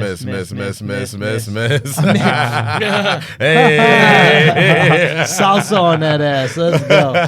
I mean, this guy was fucking majestic, dude. Look at this. Jesus. Oh, Jesus. That's unreal. But shout out to Judge Mills Lane, man, the legend. Oh, yeah, as the rep. Hell yeah. So, but no, there was something else that I texted you today. What was it again? Drake's crib. No. You just mentioned it. The Discord jokes. CB4 and Melo. The tweet. Oh, Ben Simmons. Oh yeah. For some reason, the Philadelphia 76ers have maxed out Ben Simmons. Yeah, that was a funny laugh. Bro. That was Kaz, by the way. There was no little girl that just came in the room. What the fuck is going on, Kaz? Because I knew this was going to be hilarious. I could not believe it. How do you max out Ben Simmons? He has proven that not only can he not shoot, he doesn't even care to learn. He's been in the league 3 years. You don't even learn how to shoot in 3 years? You know what? It's kind of admirable. No. Like, how did you get good at he's good at everything. Because he's 6'9". Except the one thing you need to be good at. He's 6'9". That's why. It's You know what I like? You know why Ben Simmons is so fucking fascinating to me? He's like the walking analytic study. Like, he's the reason why plus minuses and fucking, true shooting percentages and all this bullshit exists is he's the product of that shit. I don't think he's treated as a superstar if he blows up like in the 90s. Like, if he's like in the 80s and 90s, like, I don't think he gets like superstar treatment. I don't think he gets. But he's not good at three, so how's he? That's what I'm saying. I don't think so. Because like even if he can't shoot threes, he can't shoot at all. He doesn't take them. Literally cannot shoot. Like, he does not take them. Pay like, him max money. It's one thing. That's what I'm saying. Like, it's one thing if like you can't shoot him and you just miss him and shit. He doesn't fucking take them. So like, but he's great passer, great rebounder, great defender, athletic as fuck. You can't play with him in the playoffs. The guy is. He will single-handedly He will lose you. He lost you series. a game. Yeah. I mean, it'll lose you a series. In the playoffs, it really matters. You can't have a guy out there that can't shoot. How do you can't max hide him out? him. Can someone tell me how you can't max I think him in a out? few, nobody's going to say it now, but it definitely, I think you're going to be right in a few years. Definitely, if he doesn't start shooting at least this year, you got to at least take one a game. He's got to shoot him. You That's the have to only shoot thing. one a game. You fucking have to. Even let's say he develops a 12-foot jump shot, 15-foot jump shot, just something where you could pump fake. Well, not going to pump fake a three or anything like that. He has a hook shot. Fuck the hook shot. I want you to be able to stop and pull up. You have to be able to do that. This is the NBA. You should be able to stop and then pull I up. don't even think he needs to stop and pull up. I think you catch and shoot. Let's just try that. Like if motherfuckers pass you in the baseline, Don't even dribble. Just catch the can ball you and just fucking put one shoot. up? Dog, it is embarrassing. Baby bladder. Yeah. It's just embarrassing. I can't believe Akaash can't go an hour and a half without taking a piss. I think that we got to take away your waters. Yeah, I think we give him a lot of No, water, you're not bro. allowed to drink water during the It's show hot anymore. there. No, I'll deal with your thirst. Matter of We'll fact, deal I'm with gonna your grab thirst. another one of these waters, but holy We'll shit. deal with your thirst. The guy cannot go what a an hour and a tiny half bladder. sitting down without taking a piss. We need to have like a montage of baby bladder moments with Akaash, like every time. We gotta figure. Well, he's the opposite of a camel. Whatever a camel can do, Akaash is the exact opposite than that. Who can't go an hour without peeing? His son, he's like 4'11". His I bladder was is about to probably say like small as fuck. the trip is quick for that water. Yeah. It's just Son, No, but the funny thing is that he pees for mad long. mad long. He'll start before right me. on it. I go, and then I finish, and he's still going. Really? Yeah. So and I where's know all it's this weird that water I'm coming like, from? How's he storing all this liquid? I'm like observing his I was- pee. But it's That's still how you it's know he crazy. goes to the bathroom so much. Like you Yeah. sit there and study Hey, this man's pee behavior. I don't even get it. I do not get it. Big I dick swear he be Akaash, calling son. his girl during his pee breaks, bro. That's gotta be it. He gotta check in or some shit. There's no way. Hour and a half mark hits every podcast. He has to pee. How is this humanly possible? There's no way you can't hold a pee. I think we gotta restrict water. He always gets two like you. No, first of all, there's no more two. He has to ration. He has to ration. We have to ration him. It's just we're gonna give him one tiny cup of water. He gets a cup. Nah, we gotta treat him like a pregnant bitch. He only gets ice chips. This is what you get from that one. You got to deal with that. That's what you got to deal with. That's gonna. I'm We're gonna be gonna give you a honest, full I'ma still have to glass of pee. water. We're gonna. No. I think you can make it through a whole episode if you can do just I'm willing one to try full it. glass. I Let's just think try. I'm gonna still have to pee. Let's just try. Okay, I here. can't. I can't. I mean, it's just unfathomable. What were we talking about before you left? The Simmons Max. Oh no, I don't. I want to get off of this. I just think it's such a horribly awful thing to do. Why the fuck would you do it? It's shocking. What else we got? We got where Chris Paul ends up. We got where Chris Paul ends up. We got the Discord joke. So we had a picture of Karl Anthony Towns' fake off-whites that we put up on the Patreon. and I hate to Akaash see put it up that. in the Discord, and the Discord had some jokes about it. So we're gonna see if you guys are funny. Let's You got- see. Let's see. We go. All right. So, Makram Mercham. He's an effing bum. Why do you say effing? I don't know why. He's a Why did I fucking do that? bum. He's Laughing my ass I off. let a holy shit out during the Nike. Well broadcast. done. Well Dude done. cares about his shoe game like he I'll tell you cares about about that his a little career. Doesn't give a fuck. Nah. Makram, we could do better. Next, Next. Cat broke his Nikes. Yo, I got my own emoji. Look at this shit. I got my Yeah. own emoji in the that's Discord hot. if it's That's funny. hot. That's tight. Cat brought his Nikes from that store Akaash was running in India. That's good. That's funny. Cat rocking the Gujarati Force. Shouts to Vanessa Hudgens. That's good. I like that one. Live footage of Kaz trying to get some authentic shoes. That's good. I should have started with this one, Eddie. That's good. And now, for those of you guys who funny. can't see, it's a picture of Cat trying to back Boogie down, and he just cannot move him at all. All right, Slim Reaper said, them shoes still worth more than any WNBA team. Damn. That's Those are good. definitely the new Megan rapping those Nikes. She deserves. Yeah. Sauce Boss. Oh, Megan rapping on Nike. She deserves. Oh, you just read the tweet. Okay. Yeah. Sauce Boss, I need you to come harder with the. I'll Okay, read Kaz, this one you read for the next one. Yeah. You think that the nigga saving money on this nigga was able to find a way to pay for his mustache to reach his beard? That's good. So what if your mustache can't reach for you? But y'all talking about sometimes that happens. Okay. Aw. Looks like Cat and Ak got the same style. Oh, because they got Ak with the fake Supreme he was rocking. How can you tell? Huh? How can you tell if that's fake or I don't even know. Because Supreme just never released that. Ah, okay. I was like, close. they never made that? No shit. No. Well, All right, Good to see Discord. that. Y'all did all right. Yo, it was Yeah, alright. it was There was aight. a couple bangers. y'all came harder Bunch of before. trash. Pause. Those are the good ones that I got sent. Now, do we want to talk where CB3 goes? There's also a Chauncey Billups quote that I sent Love it. Ellen. Ellen. The Melo thing? Ellen? Yeah. Ellen, can you pull that up, please? Wait, are we gonna call him Ellen from now on? Hey, yo, Dude, it's Ellen. DJ Ellen, bro. That's your new nickname. You're gonna get all the Ellen gigs. DeGeneres. some diversity shit. Swag.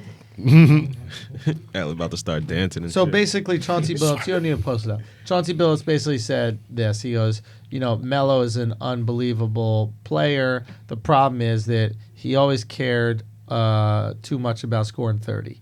And he goes, he might score 20 and the team would win, and he wouldn't be that enthusiastic. But if he scored 30 and the team lost, he'd be going around the locker room like, come on, guys, we got that, this, that, the other. I hate those guys. Son. I hate those guys, That's bro. Melo. That's what Chauncey said. And Chauncey said, and I've said this to Melo, scoring 30 means more to you than winning. And then he said that story of like, yo, they would win, but Melo wouldn't put up points and he'd be down and out. upset. Jesus Christ. He'd be upset. Sounds like it. Sounds like it. And he basically was saying like that's why he's not in the league. He's like he deserves to be in the league the way he can play and He's score. elite talent. He's elite talent, but he just cares too much about them buckets, man. I talked to Justin Jackson over the weekend, Sacramento Kings. He used Yep. to be on North Carolina Tar Heels, whatever. And we was just, me and Van was there. We was like just talking about like what's the difference between the league and just like regular shit. It's like there's way more politics than you think. Like there's so many people that should be in the league that aren't in the league for like political ass shit.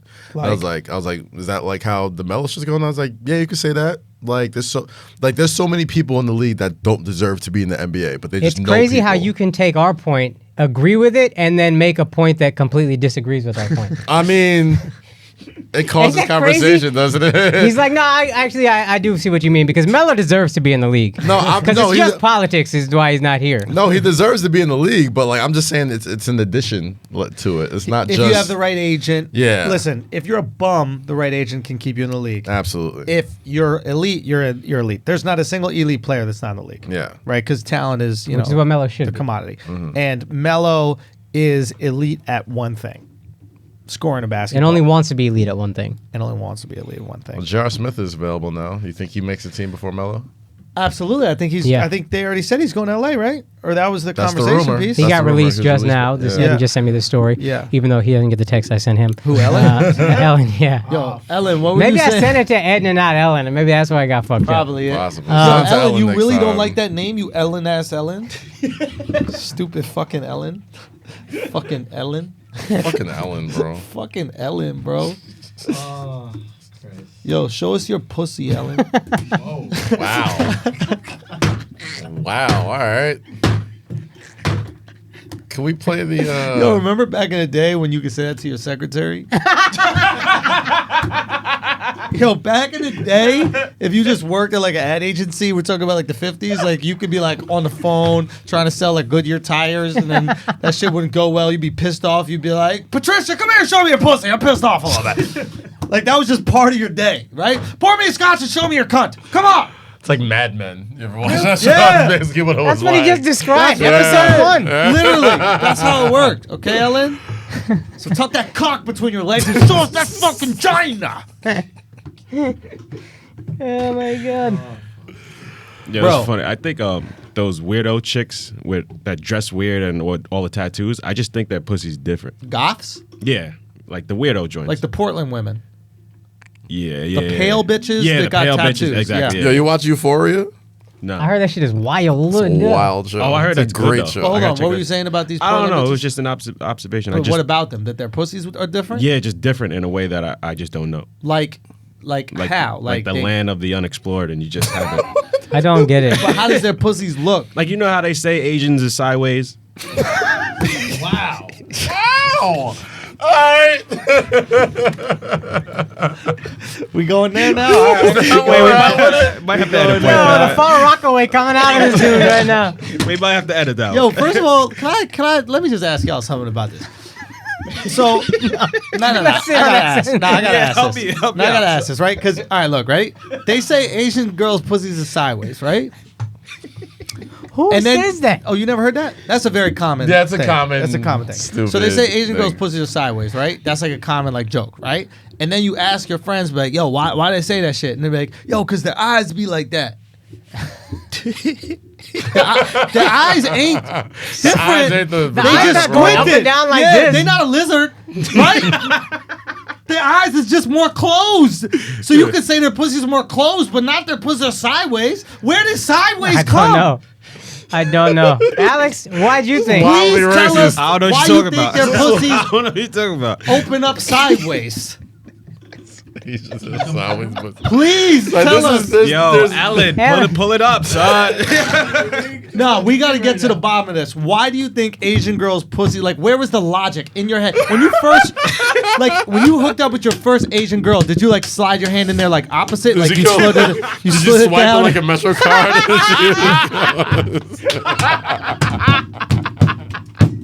Yo, like, you know how you finger a girl like this? Like you go down there and go like that? Like, Yeah. did you go down there with the intent to like go back? Like windshield wipers? Yo, son, like And you that shit cleaning worked out a too. gutter It full of worked. leaves, bro. You, Oh my god! Is that what you Shout did? out to the Asians, man. I love y'all. Shout I out to the never Asians, thought bro. Asians girl pussies were sideways. Yeah, that was just stupid. I thought they were a little smaller though. They are smaller. Yes, yeah. They gotta fit. You know, everything's Wow. made for the. Built for elasticity. Fam, Can we say that? of course. Look, a first baseman like or a Oh, damn. softball mitt is bigger. Do you know what I mean? Than the baseball mitt. No, Did but, you just Google No. sideways Sports pussy? news. J.R. Smith stuff. Oh, okay. no, but that No sideways pussy. What? a pedophile joke. Oh no. That'd be wild. That's a wild ass joke, son. Alex thought of a wild ass fucking joke, bro. Well, you're not And gonna say it. I'm gonna say it just because I'm gonna say it. Basically, I was doing this Comedy Central this last week, this week at the Comedy Cellar. Comedy shit. seller, right? And they gave us some topics we got to write bits out. So we coming back from Toronto Sunday, right? And I'm like, all right, Al, what you got anything for this, man? I can't think of nothing. It was this Jeffrey Epstein guy, right? And you were like, quiet. He's Jeffrey Epstein is this billionaire who's like a pedophile, Oh, yeah. right? Yeah. And he goes, yo, like maybe he's just got a small dick, right? And then I'm like, what do you mean? He goes, that's why he fucks girls, like, because that's what fits. Wow. So, son, he said that shit, Wow. bro, right? And What you then- nervous for, Alex? Your boss Yeah, right here. yeah, He's I'm not about to gonna say, I fire have you. nothing to lose, bro. So Then I you thought it was good. good. Yo, hundreds of thousands of people listen to this Yo, shit. yo. son. So this is where it gets even Fuck it. crazier, right? You behind the camera. Yeah, that was Ellen. This is where he gets. This is where it gets crazy, right? Yo, then he goes. I don't know if it was you or me that said the R. Kelly shit. Yeah, I it was said you. it, yeah. Okay. Then he goes, and then R. Kelly, like maybe he had a micro penis too. You know, and it's like, because he fucks younger girls too, right? But they're a little bit older, because yeah, he had a micro penis, but it's he's a black black. one, so it's a little bit bigger. I thought it was a good joke. I mean, Funny I thought it was idea. good. I thought it was pretty good. Yeah. Thank I you, man. liked it. I used it. You For know, the Comedy Central Did shit. you? Hell I yeah. like I the did. premise. I like the premise. It hit? It was all right. The line with the R. Kelly shit hit. The line, because that's like the clever, like absurd Yeah. one. But there's no way in fucking hell that they would post that. There's no fucking way. But I think it's funny It's gonna about. be hilarious. I'm watching Comedy Central this week, and that's the clip. Yo, that's a funny joke about like the way I switched the joke when I did for the Comedy Central shit. I said I was walking by this Epstein protest, and I saw all these women holding up signs like "You micro penis piece of shit, you small dick pedophile bastard," and I started thinking like, oh shit, maybe that's why he's a pedophile. So I made them like, Yeah. because that's what fits. Yeah. You know what I mean? And then they're like, "Oh," and I'm like, "Guys, this is just physics. It's not. Like, I don't have any stake in. He's just trying to find something." Alex said I went too far. My thing on Epstein was that like he was kind of genius, Okay. Because like, remember like back in the day how like weed was illegal in America, so we would go to Amsterdam to smoke weed where it was legal, Right. and it's like, well, fucking girls was illegal in America, so he bought an island that didn't have rules. He just had pedophile Amsterdam, and then He got his own little Amsterdam. he got it. So that didn't make it. Oh, jeez. Yeah. I'm sure that hit the cutting room floor. God damn it. We'll see. We'll see if we get some shit. All right, what else we got before we gotta get You out? want to talk about Drake's career? Or you want to talk about where CP3 is going next? What else we got? We got anything outside Wimbledon? the box? Wimbledon was fucking wild. Oh yeah, you care Son, about tennis. Make us. Go ahead. I Akaash. might be wrong. I might end up. I don't know how much longer they're going to say Roger Federer is the greatest ever. This is why I say he's the greatest ever, because the top 3 tennis players of all time, men's wise, are all playing right now, and he is playing against the other 2 all the time. And pretty much any tournament that gets won is getting won by one of them. So to have the most wins of all time playing against the best. number 2 and there's no sport where this has ever happened. Right. It's like Michael Jordan playing against Bill Russell and whoever your third best player is. Now again, this is me just throwing out something else here, but some might say that Michael Jordan was so much more elite than his competitors Right. that there wasn't even a situation where the 3 best could be playing at the same time So because he since just won everything. tournaments always, first of all, it starts with like 64 people, and then you work your way up to the fact that the finals is always these 3 guys, 2 of these 3. Means that they're all the They're same. all the Yeah, best. that- And yeah. he's been his first Grand Slam. They have like 4 majors like golf. Yeah. His first win was 2003. and he's still Two competitive. And 19. tennis, you're supposed to stop being good around 30. Now technology, the guy who beat him is 5 years younger, and he might end up with more Djokovic, wins. Djokovic yeah. might end up with more wins than Federer even. It's so fucking crazy. Now- I've never seen a sport that's this top heavy. Right. And at 37 years old, the guy's playing tennis for 5 fucking hours. Unbelievable. It's the longest match final of that tournament's history. 100 I plus saw years. this. It could have been a clickbait article that it said he sleeps like 12 hours a day. Is that real? I don't know. I just know he is. I've never seen anybody make anything look easier than he makes tennis look. Okay, so what I don't understand, and maybe it's just age, but he loses in the final. Yeah. But all the articles are about how incredible he is. He's 37. There's 37. So We also yeah. love him, and we don't like the other guy, Djokovic. And Right. he was kind of young and punkish, and there's something about him that, like, he gets really upset when the crowd cheers for the other player, and everybody just loves Federer. He's very classy, but not, like, phony. Like, I remember 10 years ago, whatever, when he was just beating the shit out of everybody, they asked him after he won a tournament, and he was like, yeah, I don't know, I'm just really playing unbelievable. It's just like, it's really crazy. But it wasn't like cocky. It was like, I don't get it. It's He's just like very unbelievable. like sheepish about it. It was just like he owns it, but he's Yeah. not being an Matter of asshole. facts. Yeah, it was Yeah. like he wasn't trying to brag. He's like, I and he's do- right. That's one thing I do love about tennis, though, like how they get like interviewed like it's a sitcom, and like the crowd, it's like a laugh reaction track right at there. the You end. that's Like, it's funny. always like a fucking episode of Family Matters And after there's a- every final. There's a cool thing. I grew up, my uncle loved tennis, and that was like my dad, so like I just got into it. Yeah. But like, there's little cool moments. I remember a tournament, like, think about the entire arena rooting for one other guy. It's 2 people on the court, and everybody hates you because you're not this guy. Yeah. And I remember one match like 5-6 years ago. He was playing Federer. Everybody, U.S. Open's cheering for Federer. Federer's got match point, and he's serving, and serving's like a big advantage. So Djokovic looks up. Everybody's on their fucking feet. He just looks up, and then he just goes, okay. And then he gets into a turn stance, hits the serve back, this crazy shot, and then he just stands and stares at the crowd for like 15 seconds. And I just like, there's some Coliseum type shit to it that's just like dope. 2 men enter, 1 Yeah, man leave. and type this is just shit. like, if you like greatness, this is a cool time to watch tennis. Do you think he'll win another major? I don't know if Federer will because he's 37, and this guy like just looks kind he's of gonna unstoppable. be in the way every time. Yeah, But he'll and be- then the he'll other be guy, up there. Nadal. There's one tournament that he wins every year. Like it's Yeah. he has The 13 Roland French Garros. Opens, and the number 2 guy has like 5 French Because Opens in Nadal history. is on clay. Clay unstoppable. 13 French Opens, which is Clay. Number 2 of all time is like 5 or something like that. Like it's insane. Is he? How much worse is he on the other? He's not fields? as good at. He's like noticeable. He's just definitely not as good. He's not awful, but he's definitely not as good. And those other 2 are good on any surface. Is tennis the only sport that has multiple surfaces? I think so. Yeah. It's kind of weird, isn't it? No football. I think it Oh, developed. that's right. Yeah, football Turf, has grass. Turf and grass. turf, And, and uh, sometimes baseball fields. but there was also like there was an AstroTurf, AstroTurf. and there was Oh, yeah, a fake yeah. turf. That's interesting. I think it might have developed. out of necessity where they just like the U.S. It's too expensive to maintain grass courts, so they had clay and French had clay. Then concrete came around, and they were like, "Yo, this is even easier to maintain, cheaper to maintain. Let's do that." So now most US tournaments, is concrete. yeah, now most tournaments are concrete because it's just the easiest.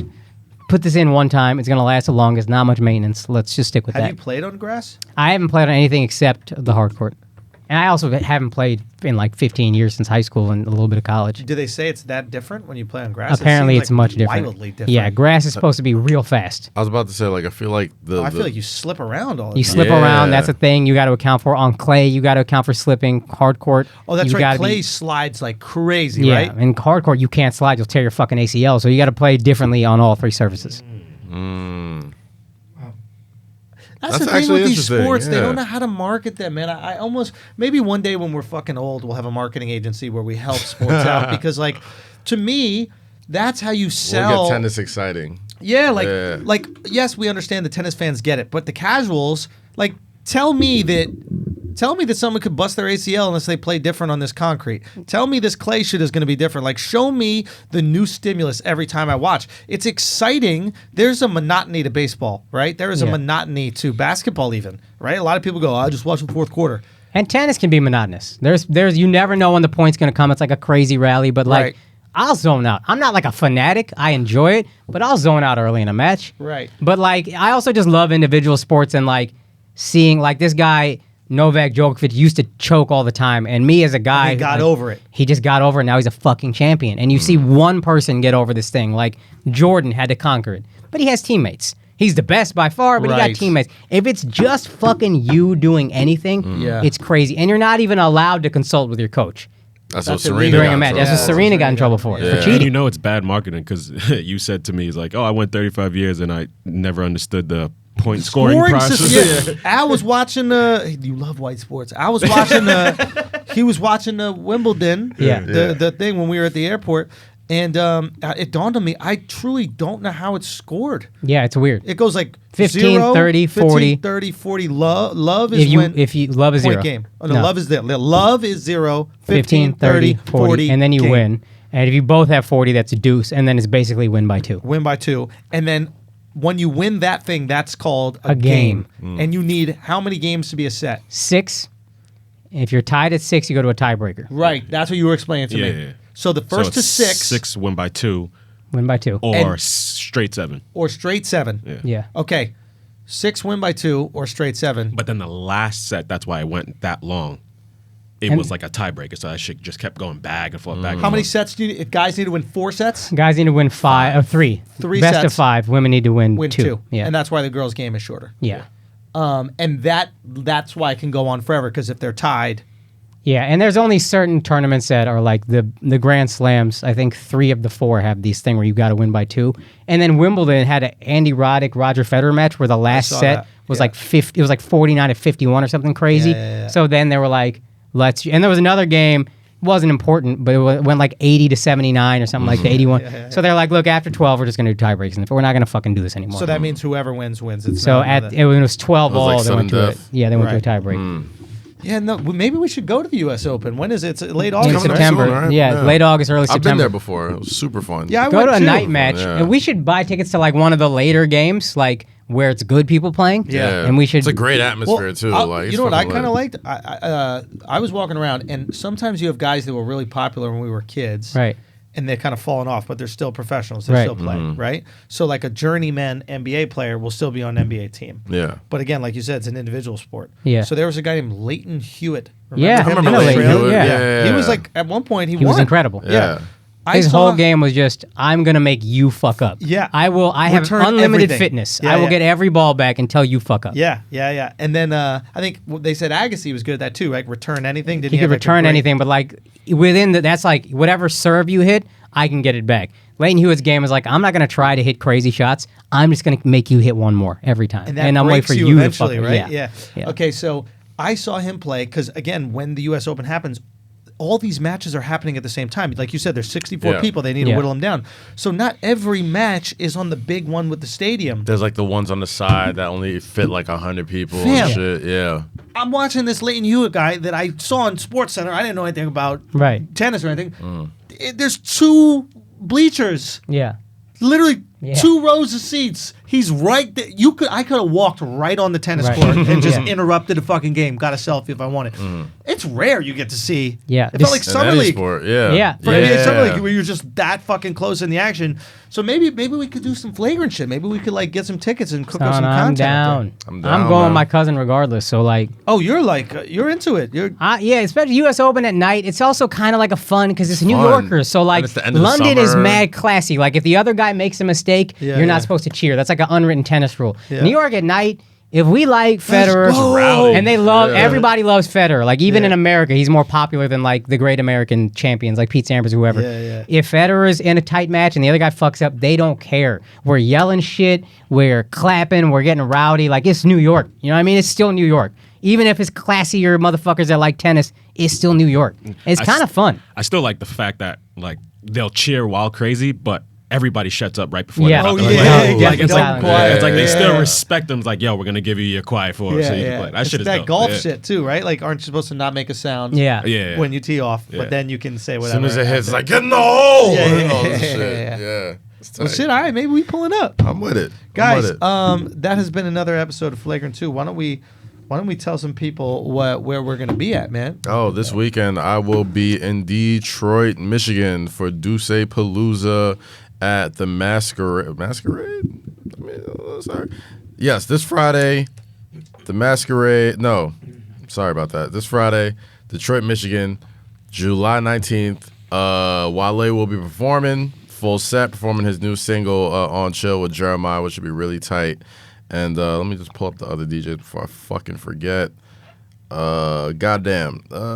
Shit. You can go ahead, Andrew. Fuck, can't find the shit. I'm sorry. Kaz struggling. Over Yeah, here. I'm trying, bro. Kaz struggling. Yo, God I'm gonna damn be it. at the Montreal Comedy Festival. I'm gonna be Shit, here it is. going up this week. I'm gonna do the Nasty Show, which is a series. If you guys are in Montreal, there's gonna be a bunch of very funny comics on it. But we're also gonna do inside jokes and unsafe sets up there. So I think the unsafe set show is sold out. I think inside jokes might be sold out, but it's pretty close.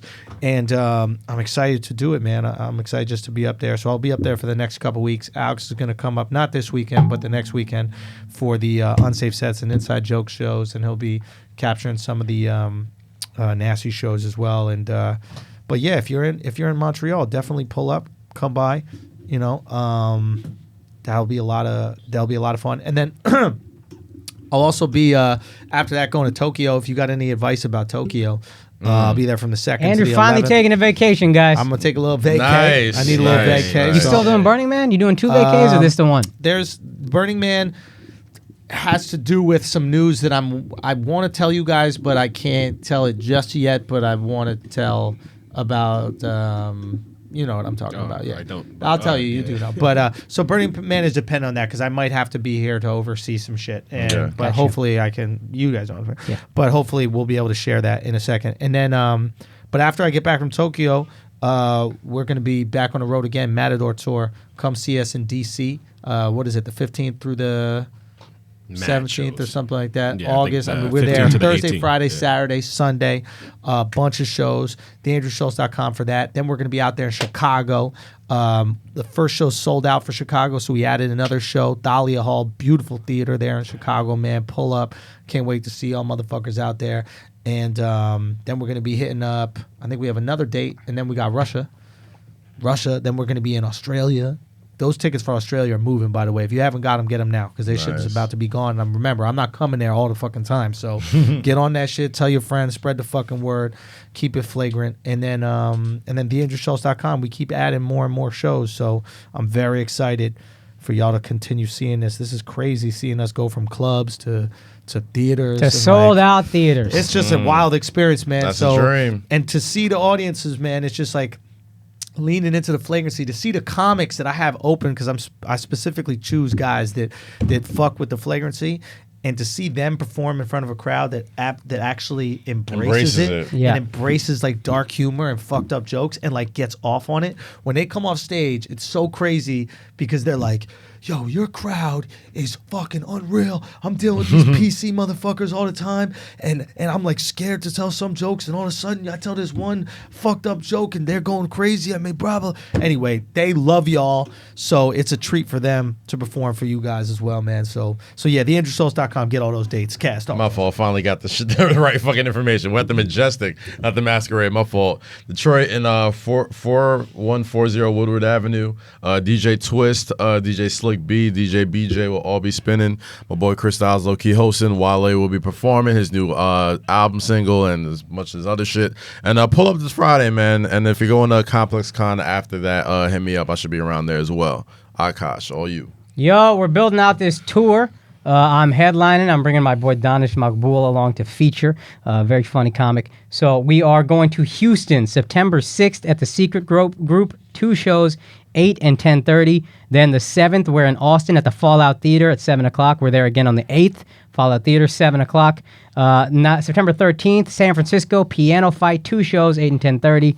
September 19th, the Comedy Store in the Belly Room, 8 p.m. September 20th, Portland, Curious Comedy, 7:30. And then October 5th, Minneapolis, 2 shows, 8 and 10 at Sisyphus Brewing. And also, I'm doing another ABDC show. We're calling ourselves Brownish now. Nobody knew what the fuck Daisy meant. So we're calling ourselves Brownish. And we will be at New York Comedy Club on 4th Street, August 15th. It's going to be a hot show. Come through. Andrew, Sounds if you're in town, good. come through. Kaz, if you're in town, I'm come pulling through. up, man. Pulling Got up. to, bro. I'm pulling up. Absolutely. Guys, thank y'all so much for listening to Flagrant 2, spreading the word, spreading the flagrancy, but keeping them fingers tight. Oh, fuck. Very important message. Thank you, Al. And maybe we should put this in the beginning as well. So this is going to be the second time you heard this. But the Flagrant 2 YouTube channel is up. We are separating the YouTube channels. This is what happens when you guys watch fucking YouTube videos and shit starts to blow up, man. So we're going to give Flagrant 2 its own YouTube channel. Please go subscribe. I put a link in my Instagram. I'll put another one up tomorrow. And What's the actual URL? so we can't get a custom URL until we get 100 subscribers. Got it. Okay. Which I think we have now, but I just posted about it yesterday. Let me go check.